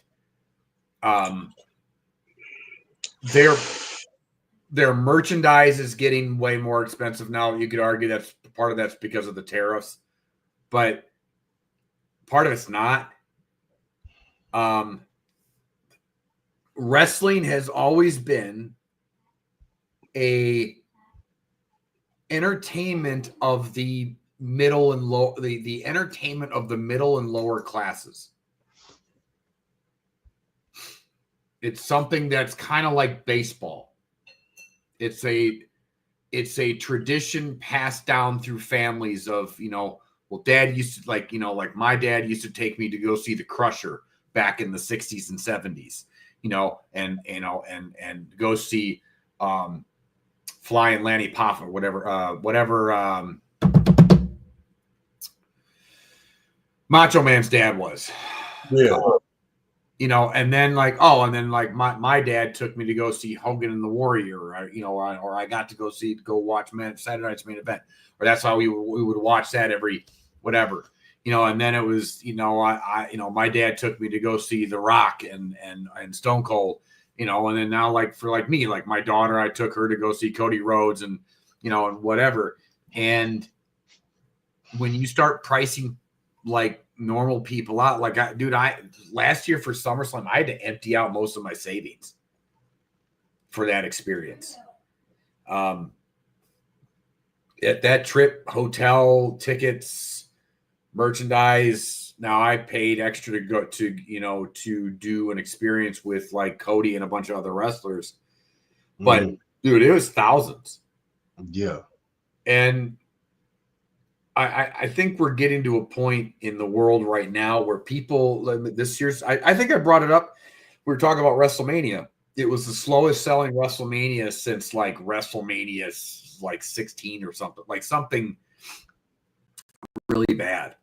Yeah. There were rumors that they were making up the numbers of how many tickets were sold there. And I think we are getting to the point, and I don't think this is just a WWE thing. This is just an all over thing. And you can, and I'm not making this a political right or left thing, because I think people have been suffering now since COVID for a good 5 years now. Yeah. And stuff's it's just getting out of control. And you're going to take away something that's near and dear to people's hearts, and something as fun as wrestling, for making a buck. And I think this might be, there's the little things, and everybody can hate on Vince McMahon, and there's plenty of reasons to, and legit reasons to, but something that Vince was always highly against was putting advertisements on the ring. Yeah. And as soon as it was sold to TKO and it's a major corporation, we have ads all over the ring. And it just,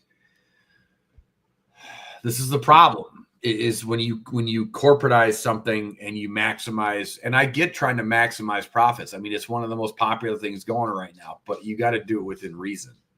And again, like going to an NBA game or a Major League Baseball game now, or, to try and take a family of 4, you're spending your whole paycheck.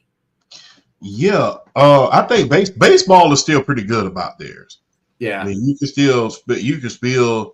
I can still get a Braves ticket for $25. I mean, yes. And still have an experience at Truist Park like no other. I could just go to the game for a minute, and because Truist Park, if you've ever been there, is a true experience. It has wineries there. It's like a theme park. Yeah. It has it has a hotel there. If you buy the hotel on the high rise, you're able to watch the game for almost free because it's there.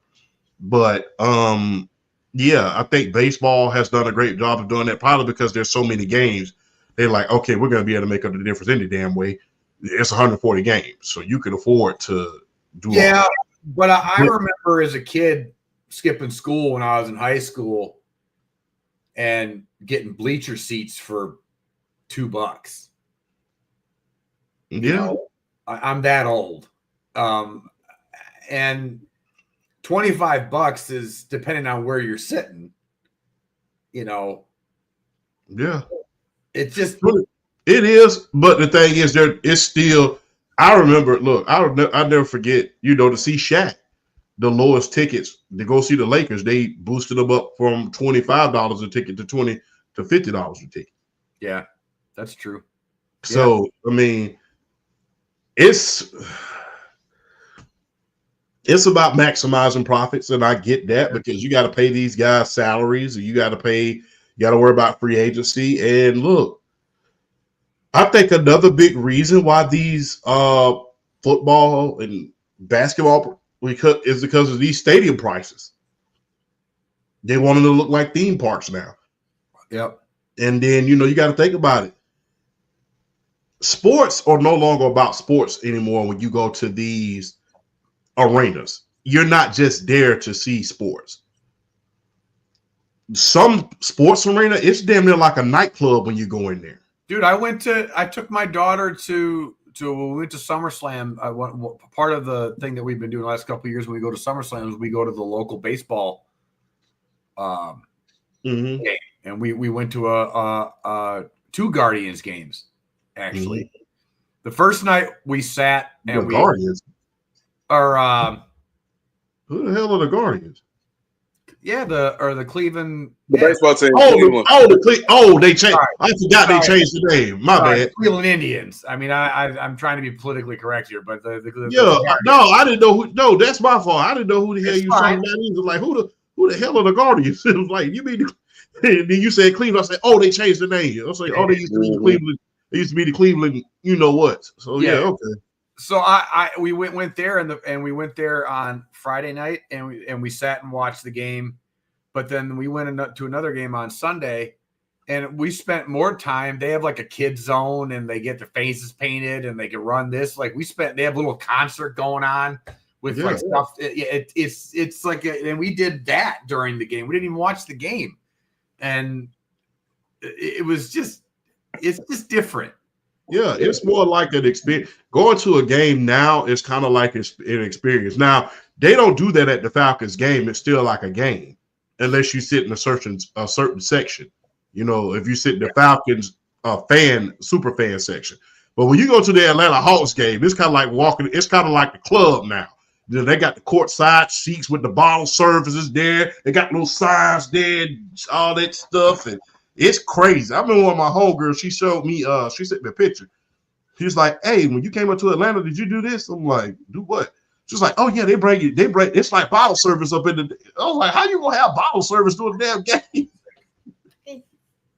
Like, how you gonna have bottle service during the game? But now they're selling the experience more than just the sport. It's like, okay, you can just watch the sport when you're at home. When you come here, it's gonna be an experience. But credit to my Atlanta Falcons, though, man. You can still eat good for $20 at Mercedes-Benz Stadium. So, well, and it is. That's a credit to Arthur Blank, the owner of the Atlanta Falcons. He's kept and the problem is we ran into this.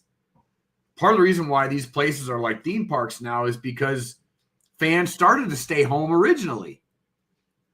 So it was like, well, how do we get these? How do we get because of the invention of HD television and surround sound and all that kind of stuff? And it's like, well, why am I going to go spend $1 gazillion when I can see, with the presentation on television is so great? Why am I going to go to the game?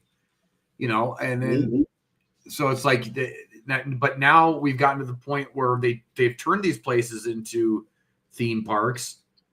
And now they're being priced out, and now everybody's being priced out of it. So, but then again, people keep coming. So maybe I'm wrong. I mean, for everyday guys like us, we think that's a lot of money, But for the guys who is up there that can, that's in Los Angeles, that's in New York, that got tickets like that, they can, hey, they can probably afford that, but. I really think it's gotten out of control with the ticket prices or what have you. I'll never forget, I got a deal on some tickets. Me and my homegirl went to our Atlanta Hawks game. We sat behind the backboard and we sat in the 10th row. And she leaned over to me and said, how much you get these tickets for? And I smiled and I said, like $250. And she said, and she's like, wow. And the first question she asked me, she said, who you robbed to get these tickets? I was like, what the hell? She's like, I'm not saying literally, but figuratively, I said they resold them online. So I got them right before the game. And so that's why I said, let's go up here and go to the game, throw back a couple of beers and, just chill out. Wait, so that was a deal? $250? Yeah, I was in the 10th row behind the backboard. Yeah. In Atlanta? Yeah. I think we was playing the Orlando Magic during that time. Dude, that's insane. Yeah. That price that was a deal. Because so back in 2013, I went to a New England Patriots game. I went and saw Tom Brady and Peyton Manning go at it. It was a Sunday night game where New England went down 24-0 at halftime, and Brady in the pass came back and won in overtime. I was at that game. I was 6th row, 50-yard line behind the Patriots bench, and that was $750. And your Hawks and your NBA Hawks, it was almost $250. Wow. And that was a deal? Yeah, that was a deal. Wow.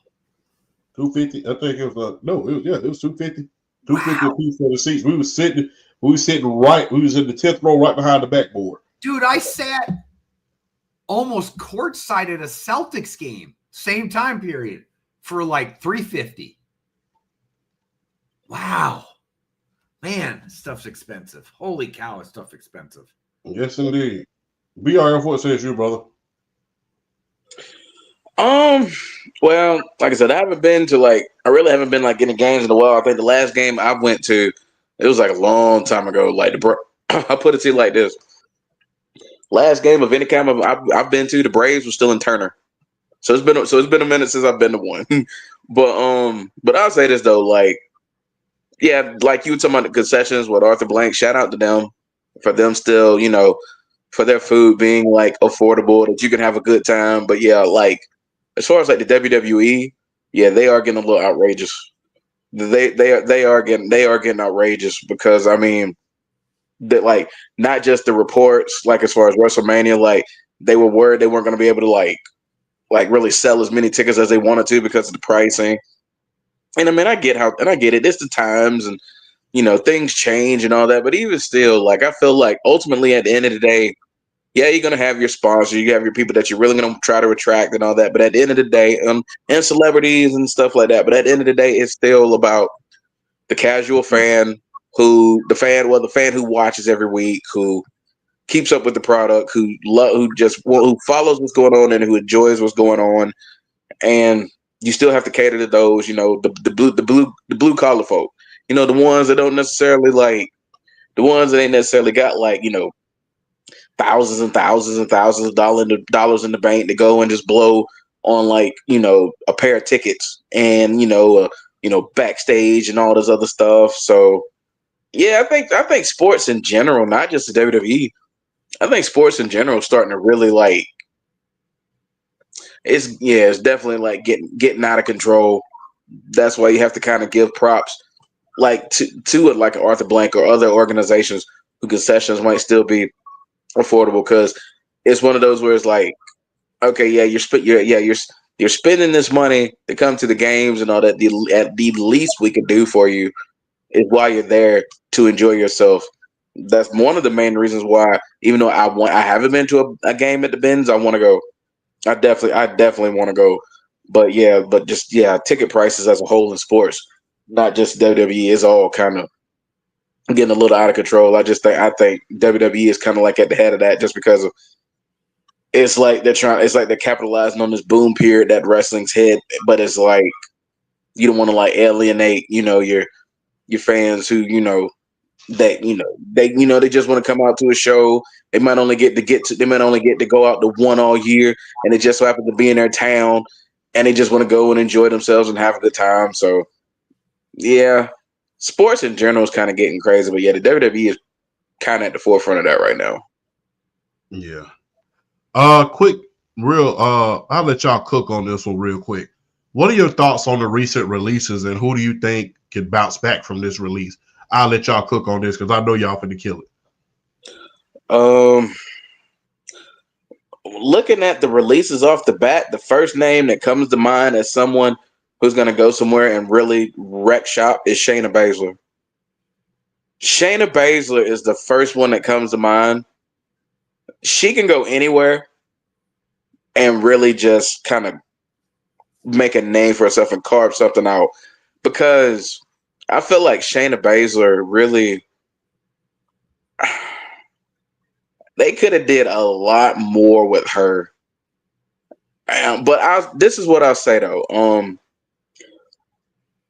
I hate this time of the year when they have all the releases and stuff, and then the fans will come out. So a lot of the fans come out and be like, "Oh, well, you should have did more of this person. And you should have did more of this person." Da, da, da. And then part of me is like, "Yeah, you're right." And then the other part of me is like, where were y'all? Where was this noise at when they were on TV week in and week out? And maybe they weren't getting the push like that, but where were y'all? Where were y'all then? What I'm saying? Y'all coming out now when they getting released. Where were y'all at then? I think the only one that I'm not going to say I didn't feel bad for any of them, but I think the one release that really kind of struck with me was Dakota Kai. She's been injured because all the time, but she has fan support. but this is going to be my thing too. Here's my thing: is she had a run with the faction nobody cared about. Like everybody loved the individual pieces, but they hated the group. The Bailey's group, whatever, total Damage dominance. control.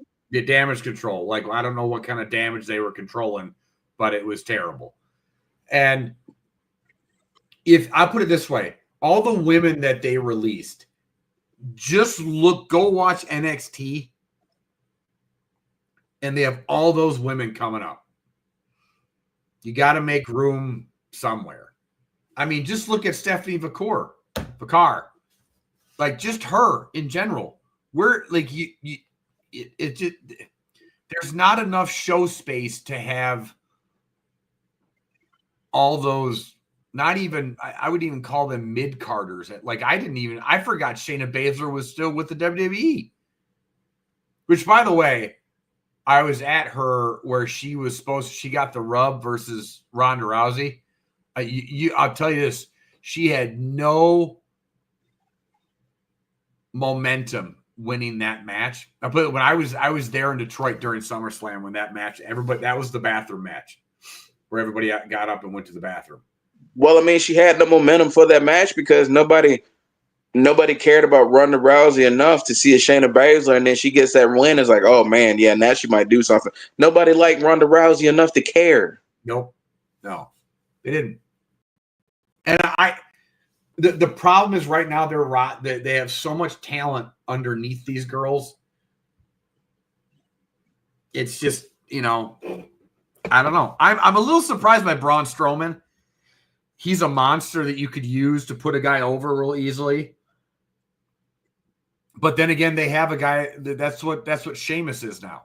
That's what he's going to be. He's going to be the guy that puts young guys over, has great matches, probably can have way better matches than Braun Strowman. I don't know. Dakota Kai was injured the last 2 years, so maybe she goes to TNA, rebounds, and then comes back at some point. Maybe Shayna Baszler too, But my thing with Dakota Kai is why. I mean, she had momentum though. Yeah, she didn't win the Intercontinental title tournament, but she had the momentum. You could have done something. Yeah, but but where are you? What are you going to do with her though? In the current, because you got to remember too, like Asuka still isn't back yet, and rumor is she's coming back after Backlash. You got Alexa Bliss, who is just, we're waiting for the Wyatt Six to get healthy, so she comes back. You got, now you got this whole Becky thing going on. Like how much, like what were you? Is it more of a disservice to keep? Well, with the draft coming up, you have a whole Women's United States Championship roster. You could have put her in. Yeah, but are you really going to put her in there right now with like how hot Chelsea Green is? And with, even though they don't have the belt on her anymore, and how I get that, but you're not going to want to see Zelina Vega and Chelsea Green over and over and over and over. No, that's true. Because eventually you got to have fresh faces for these mid-card championships. I mean, as much as I'm loving seeing Lyra Valkyria cook against Becky Lynch, the fact that it's taking Becky Lynch to put some respect on the Women's Intercontinental Championship is a shame to the writers in the booking. I would have been like featuring that championship on a weekly, even not title matches, just competition. Well, that's the stupid thing about these mid-card women's titles. Chelsea Green was doing a great job on social media, but they never featured the title during she never even defended it during a PLE. Not once. She wasn't even on the WrestleMania card, night 1 or night 2. She wasn't even on the pre-show. Which surprised the heck out of me. dude, like it's Chelsea Green, like one of the most over women the past year. Yeah, and not even on the card. exactly. That shocked hell out of me that she could. That shocked hell out of me that she couldn't even get on the card. That shocked me. As red hot as white hot as she's been. That shocked me. She couldn't get on the card. It was. So you talking about legs green? Yeah. Yes. Look what they robbed us of that. They just robbed us. I will never forgive the WWE for that. They robbed us of that. That was wonderful. What? That was wonderful. Legs green with the U.S. title. That was wonderful. Chelsea. His legs green. Yeah, I've met her in person. Trust me, I know. That is legs green. I'm fine with the releases, and I think BRF. I think you make a good point. It's like, where were all you when they were? Where were all these people whining? Where were you all when they were actually on TV? And that's they do this every year. They do this every year. I know. Like notable names will get released that hadn't been on TV in a while, and then they get released, and it's like, you could have done this and you could have done this. Like, where the hell were you 3 months ago? I'm not gonna lie. I hate they release Jakar Jackson though. I hate that metaphor. That one shocked me. They are doing a disservice. I am legit hating what they are doing, and hate is a strong term. I am hating how they're treating the women's tag team division. I'm hating it with a passion. Hating it with a passion because her and Lash Legend were on the come up. I figured they're gonna get I was waiting on the team from NXT to finally bust through and win the WWE Women's Tag Team titles, and I thought, okay, if a team from NXT is gonna do it, it's gonna be her and Lash. And then you release Jakar Jackson. I'm like, come on. I think they're trying to make. I think this is gonna happen. I think they're gonna try to make her and Trick Williams the new Booker T and Charmel eventually. Talking about Trick and Lash. Yeah, I think they're gonna do that eventually. But I think so. I think so too because they've turned Trick Williams heel now. So yeah, I kind of see it coming. Yeah, but I was real shocked about that one. Braun Strowman. I thought that he was he may have been the muscle for the new Dangerous Alliance. I thought they put double muscle on there, but they need another young guy. They need another young guy for that faction. Yeah, I love the fact that they have Braun there. That strikes me as like Evolution 2.0. They need another young guy. They really do. Like a Mello or like a Grayson Waller or somebody like that. They need another young cat. They need another young cat for that group. Yeah. They need another young guy. But yeah, Jakar Jackson, that was real. I hated. I didn't really. I'm like, it really shocked me that Metaphor broke up. I'm like, wow, no build, no nothing. You just broke up. That's Metaphor was one of those faction that was like they had momentum, but the WWE didn't capitalize on it. And then by the time everybody got back and got healthy, what do you do? So, yeah. But I thought they could at least kept Lash and Jakira together. I wish they could have just kept those two together. I seriously thought they were going to be the NXT team to break the ceiling and win the WWE Women's Tag Team titles. I seriously thought they were going to be the NXT team to do it. Now we won't know. Yeah. So, anything you want to add, Flash? No, like I said, I think the updates are, or I mean, the releases are just. It is what it is. Like, it's not like they were like Jey Uso or something out of nowhere. Like, all these people weren't even on TV for the most part. It's business, and it comes with the territory. Yeah. But I do have one question to ask. What do you think about Alberto Del Rio being signed by the WWE? Him getting his second. From what I understand, He's not signed a new contract. No. WWE is going to honor the AAA contracts. So WWE is honoring the contract that Alberto Del Rio is already on with AAA. They're not signing him. They're just going to honor that, like him and I think it's him, Vikingo, and some other superstars. They're just honoring their AAA contract. So they're not getting a new contract, but they're going to honor the AAA contract. They have to, otherwise they would get sued. They have to. Otherwise, yeah, exactly. They get sued if they did honor. So they have to honor it. So he's not getting a new contract. I will say this, though. If it's true that Homeboy's changed his life around and become a better dude, I would love to see him get another shot. Because we could talk all we want to about Alberto Del Rio and all, like at his peak, one of the best heels in the game. Yeah. Especially when he used to love. He was the Spanish version of, I would say, JBL. He was poor man's version of JBL, where he used to pull up in them luxury cars, the Maseratis, the Bentleys, the Rolls Royces. He was a poor man's version of JBL, only, the Spanish version of it. And way more talented. And I love JBL, but Alberto Del Rio is like way more talented. I'll put it this way: if that dude can come back to the WWE, then there's no reason Brock Lesnar can't come back. I agree with that. Yeah, that's fair. So, yeah, that is fair. That is fair. Last subject of the evening, as we go into the dark side of Monday. So Hall of Famer Warren Moon has some comments about Shedeur Sanders, and the thing is, the reason why I wanted to talk about this, the reason I chose this topic, I think that it's really being blown out of proportion, if you really want me to be honest with you. Because if you really look at it, he said so many good things about him. Because it was on this show called Up and Out. And they asked him, it was like, what do you think about Shedeur Sanders? They said, I think that he has a chance to win the quarterback.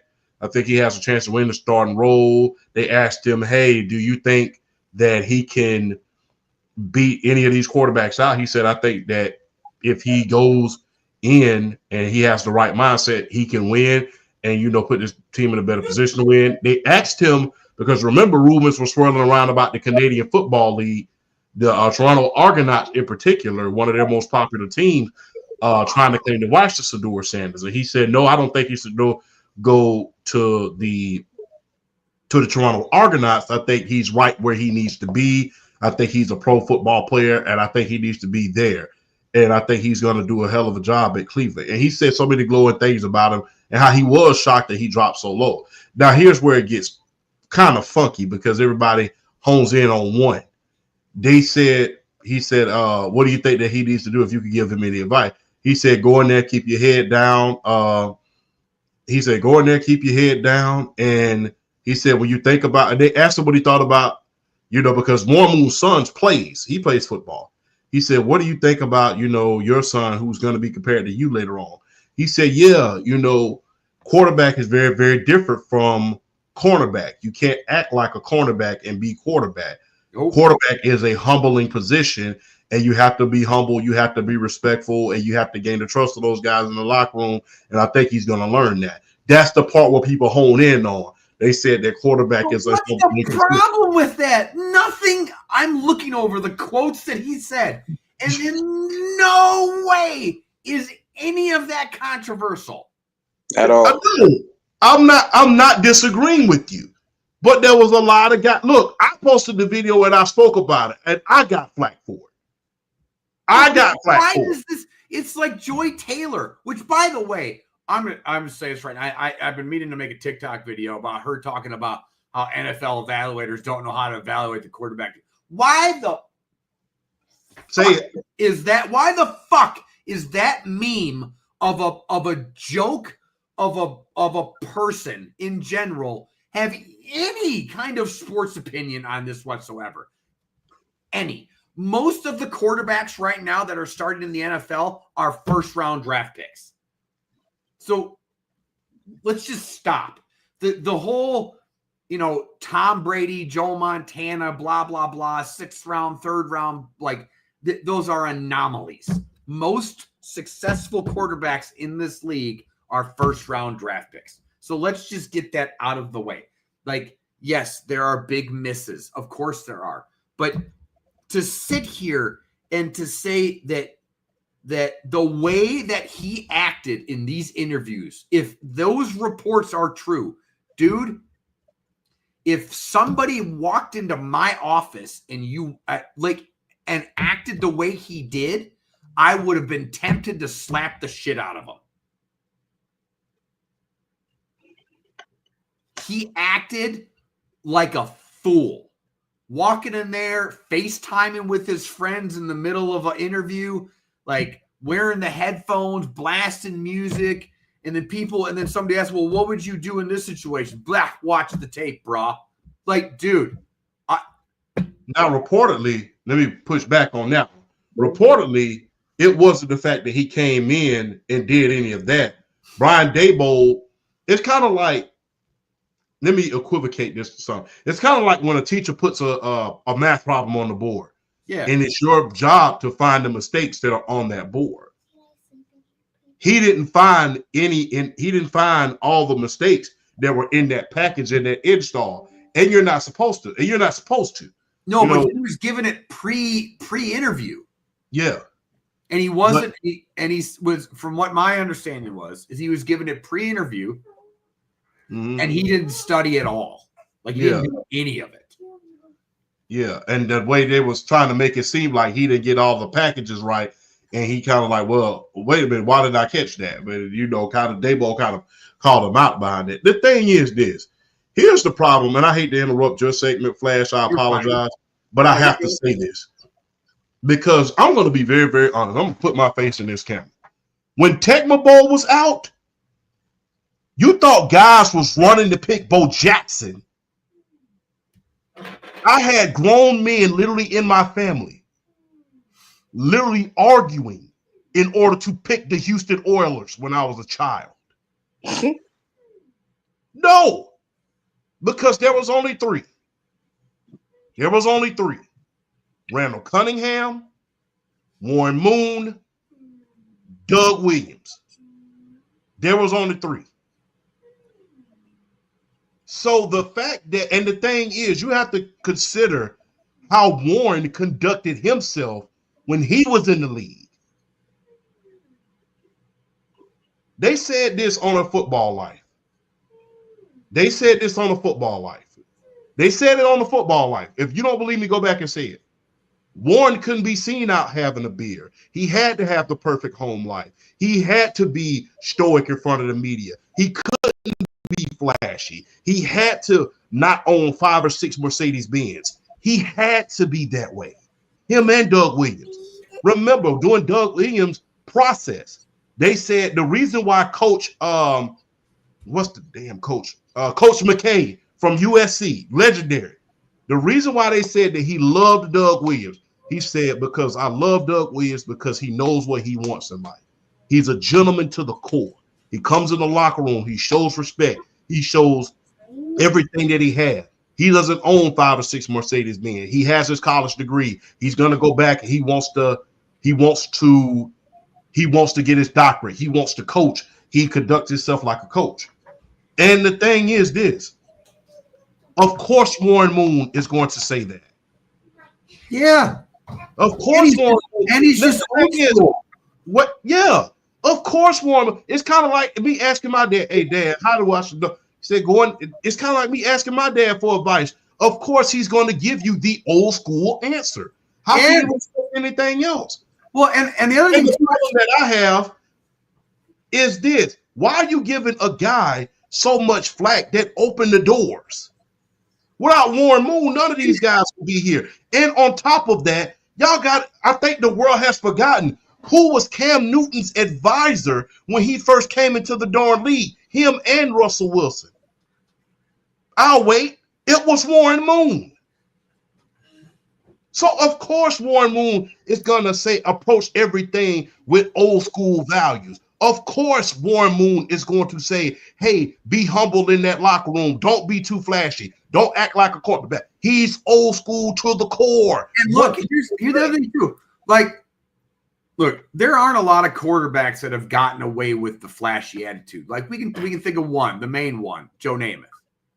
I'm telling you right now, though, if Joe Namath would have lost that Super Bowl, he would have been a mockery in league history. Well, not only that, you got to think about this. People always talk about people don't want to acknowledge this for some reason, and I don't know why they don't want to. The main reason why Cleveland wanted to get rid of Baker Mayfield, which was a mistake, but they wanted to get rid of him nevertheless, is because they said that they wanted an adult in the room. Yeah. Now, granted, they went and got Akinelli, but guess what? They wanted an adult in the room.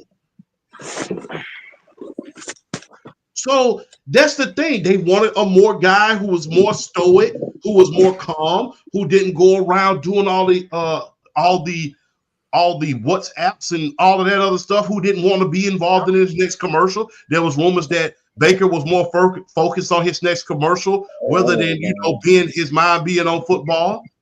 So, yeah, of course, the thing is, I don't think people really watch the NFL when they're saying these things. Because the thing is, they say Johnny Manziel was cocky. Okay, how long did he last in the NFL? Not long. Okay, Baker Mayfield was copied. They said Baker Mayfield was copied. Yeah, and the thing was, they got him out of Cleveland because they said they wanted an adult in the room. Granted, they were wrong, but they stated that they wanted an adult in the room. Like I said, they got Akinelli, but guess what? They wanted an adult in the room. They got it. But that's the thing. The thing is, when a guy from the old school tells me to say approach it in a humble and respectful way, I'm going to respect it because not only did you pave the way for myself, but that's how you had to approach it. You still have to. The thing, just because it's old school values doesn't make them untrue. Yeah. This is the other thing, that this notion, just because it's something is old school doesn't make it any less true.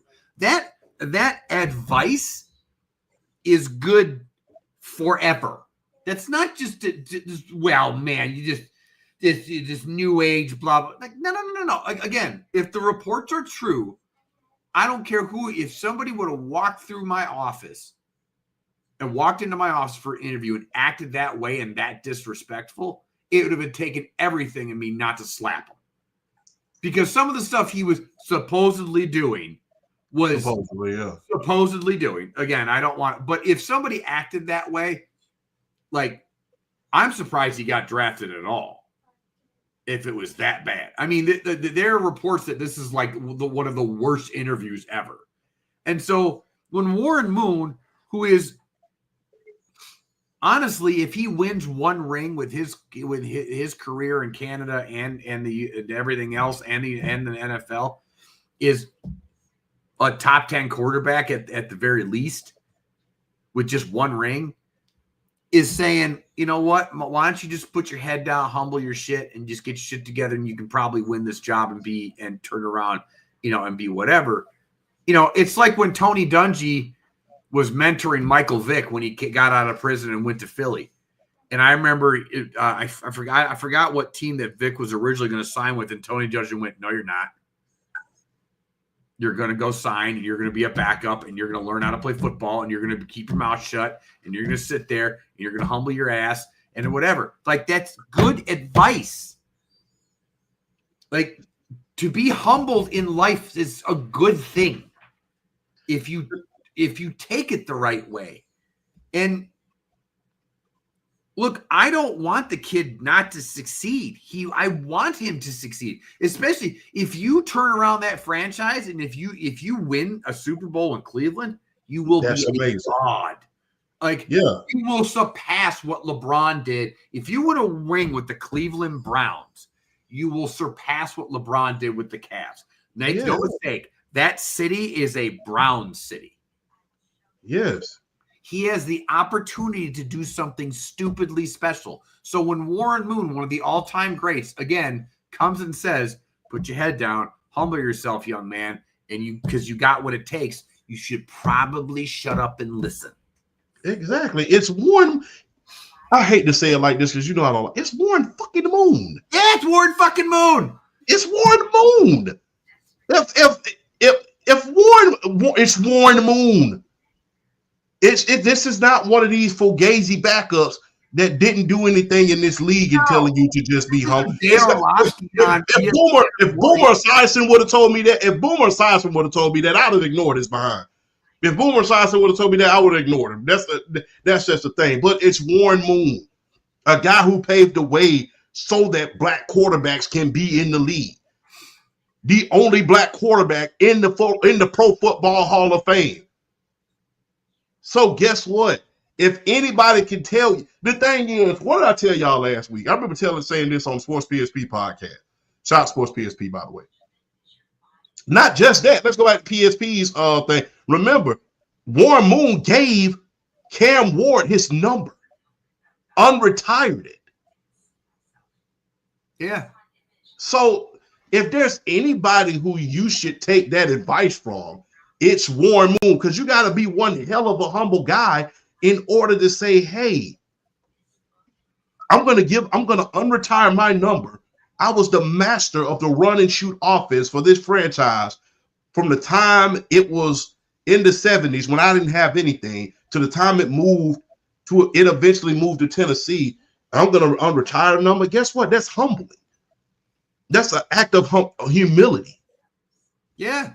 So when it's Warren, like I said, if it had been any other quarterback like a Boomer Esiason, whatever, Boomer, you won all that anyway. I'm just going to be real. But it's Warren Moon. He is a black quarterback. And if anybody can tell you how to conduct yourself, it's Warren Moon. And it's just like, I don't like the fact that they're giving Warren Moon flack because he, like I said, old school values. That's how he had to be. Well, like I said, you really couldn't see Warren Moon do a lot in public eye. You really couldn't see him drinking a beer. You really couldn't see. And like I said, this is documented. This is not just something I'm just pulling out of my behind telling you.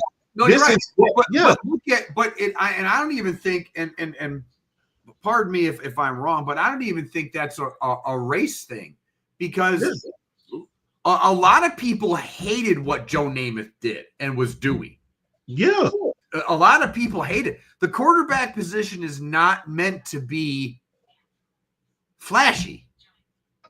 You are meant to like even Brady, when he started dating Giselle and started dressing up like, they started hating him a little bit more. They started hating him a little bit, wearing the Bieber hair and everything else. And especially when you become a Hollywood quarterback, people hate you. I don't think people wanted to. People hate you. People hated Tony Romo. People hated Troy Aikman. People hated those guys. People hated the superstar, the ultra star. Yeah. I honestly think the biggest knock on the Shador thing, the things, is that he does constantly throw his teammates under the bus. Yeah, they don't want another Zach Wilson. We saw that because you can't do that in the pro. They'll stop blocking for you. No, blocking for you. They'll take you out and back and beat your ass. Because remember, I forget this one quarterback. They stopped blocking for him. I forget his name. It's what's the guy that Art Shell got fired because of Jeff Hostetler. Remember, they stopped blocking for Jeff Hostetler out there in Oakland. So you better watch it. You gotta. You can't go out there and if you do go out there and you say something like that in public, you better be Tom Brady or Dan Marino or somebody like that. Like, that's the only time that you ever get away with like anything somewhat close to that, where you kind of and usually they don't blame somebody for a loss, but usually somebody like on that level will blame that. They'll call out effort. Well, that's different. Yeah, and the thing is, they even gave Peyton Manning, and this is what people don't understand. Here's how you know it's casual fans versus people who watch the game. Remember when Peyton Manning, when they came out there, they beat him like he stole something. What was that team? The New England Patriots. They beat him like he stole something that day. I mean, they was out there just ravaging him. Remember, he came out in the press. He said, "I'm trying to be a good teammate, but we have some protection issues." And they ripped him up in the media like it was. They ripped him to shreds. Yes.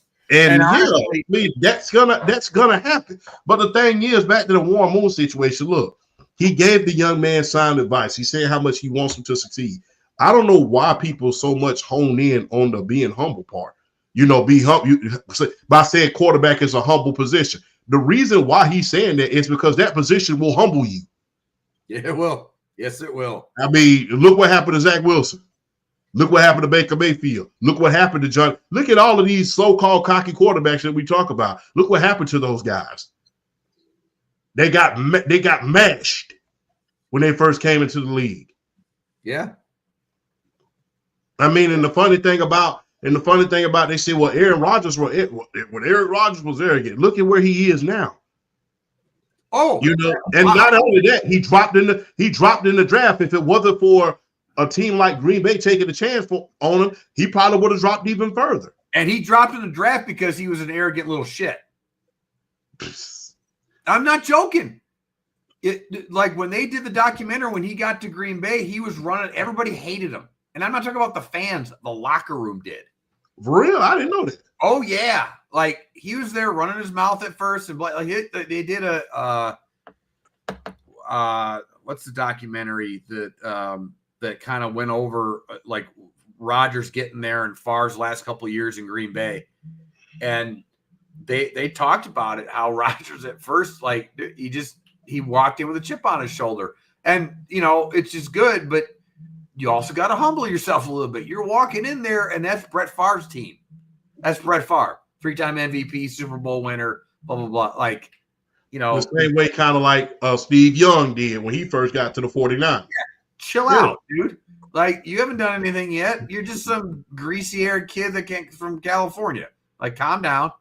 Like, you can't – you got to earn to be like Dan Marino level a-hole. Like, you can't – like, you have to earn – like, and part of that is just working harder than everybody else. The reason why those guys usually got away with it, it's like the reason why Peyton Manning got away with that with the production thing is because he's Peyton Manning. The reason why Jordan could get away with punching out his teammate Steve Kerr is because he outworked everybody else, and he was better than everybody else. It's the thing too. That's the thing. A lot of people are saying too, like, Shador ain't that good. He's not. He's like, well, he's acting like his dad. Well, he's not as good as his dad was. And you got to think about this. There was another guy who we thought had a lot of potential as well, Jeff George. And yet he was a grade A. He was just a basket case. I don't know. He was just a pure basket case. I don't know what was wrong with him. I don't know whether somebody broke his heart and took his crayons when he was a child, but I really don't know. But I don't laugh at me. Damn it. I mean, no, it's true. You're right, though. Somebody must have took his crayons as a child and, grabbed his ice cream during the ice cream party and threw it in the grass and made it eatable or something. Because that guy right there was that. I will say this though, everybody talks about Josh Allen's arm talent and blah blah blah. You go back and watch Jeff George throw a football. Yeah, Jeff George was so talented. Probably still to this day a top 3 arm of all time. The thing was him, Warren Moon, and Dan Marino, and I'll say Aaron Rodgers threw the prettiest ball you could ever want to see. Jeff George could throw. I remember what Ken. You remember our old general manager, BRF, Ken Hirock. Remember Ken Hirock? I remember he said this about Jeff George. He said that dude could throw a car through. He could throw a ball through a car wash and not get it wet. Yeah. He said he could throw a ball through a car wash and not get it wet. So Jeff George. Yeah. I mean, he was such a basket case. Look, you're a basket case when they cut you in the quarterbacks don't get cut in the middle of the season. Not your starting quarterback, no. The Washington Commanders cut him in the middle of the season. Yeah. They said the hell with this. You got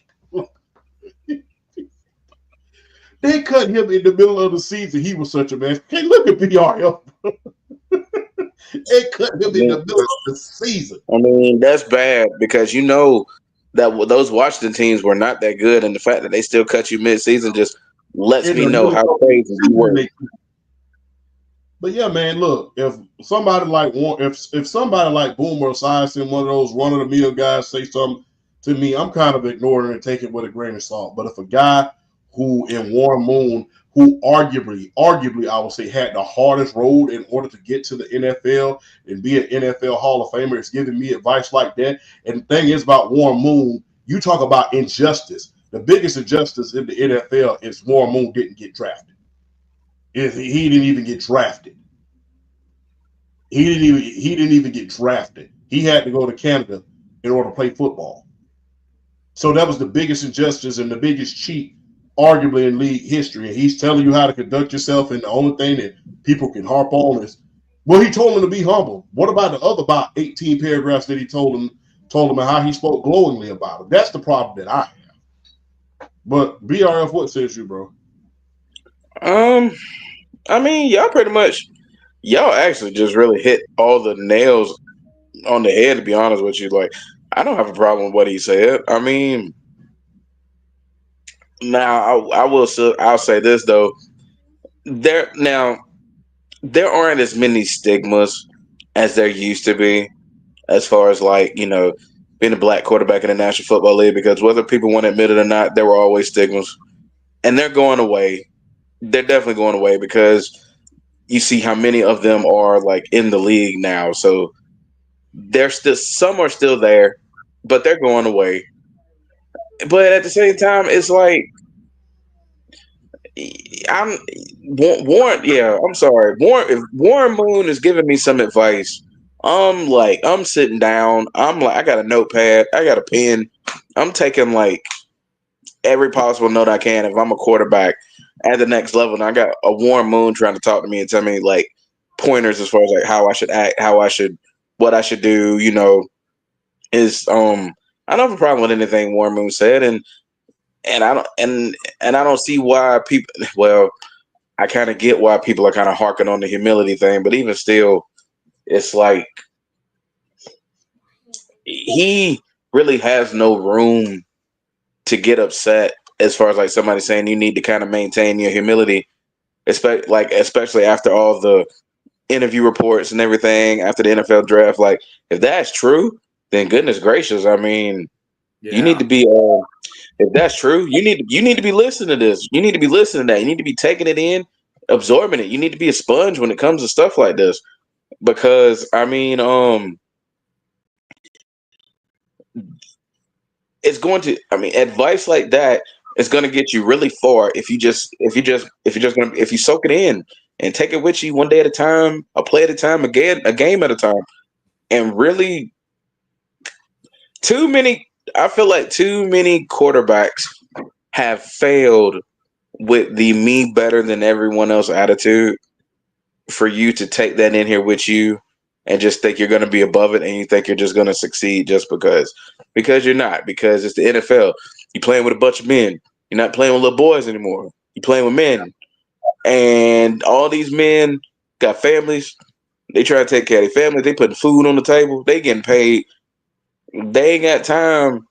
They don't have time to worry about your feelings when they got their own issues, whether it's at home, at home, family wise. They got their own stuff they're trying to figure out and they're trying to work on. They're not worried about you being in your feelings. They're not worried about that. So if I'm Shador, regardless of how it may make you feel, a warm moon, you take that advice and you soak that up and you run with that, because that could be something that could change his livelihood, that could change his career. Dude, being able to implement that into his everyday work ethic and really kind of take it somewhere. He just don't know what that could take him if he just implements it and uses it the right way. You just never know. So I ain't got a problem with what More Moon said.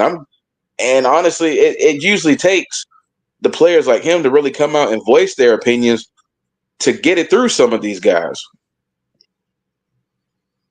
Again, Warren Moon was the advisor to Russell Wilson and Cam Newton when they first came out. And remember, Cam Newton did not necessarily have the best reputation coming out of college, even though he won that national championship. Remember, he got caught up in a scandal at Florida, had to go to JUCO, then got caught up in Florida State, then got caught up in the whole Auburn scandal. So, what's happening, BRF? Oh no, I'm watching the Jey Uso Seth Rollins match. Boy, Flash was almost proven right though. That was like oh no, oh yeah, we ain't getting no winner. We are not getting a winner. No, we're not getting a winner. Nah, we're not getting a winner. And if we, and I don't know, like I said, I think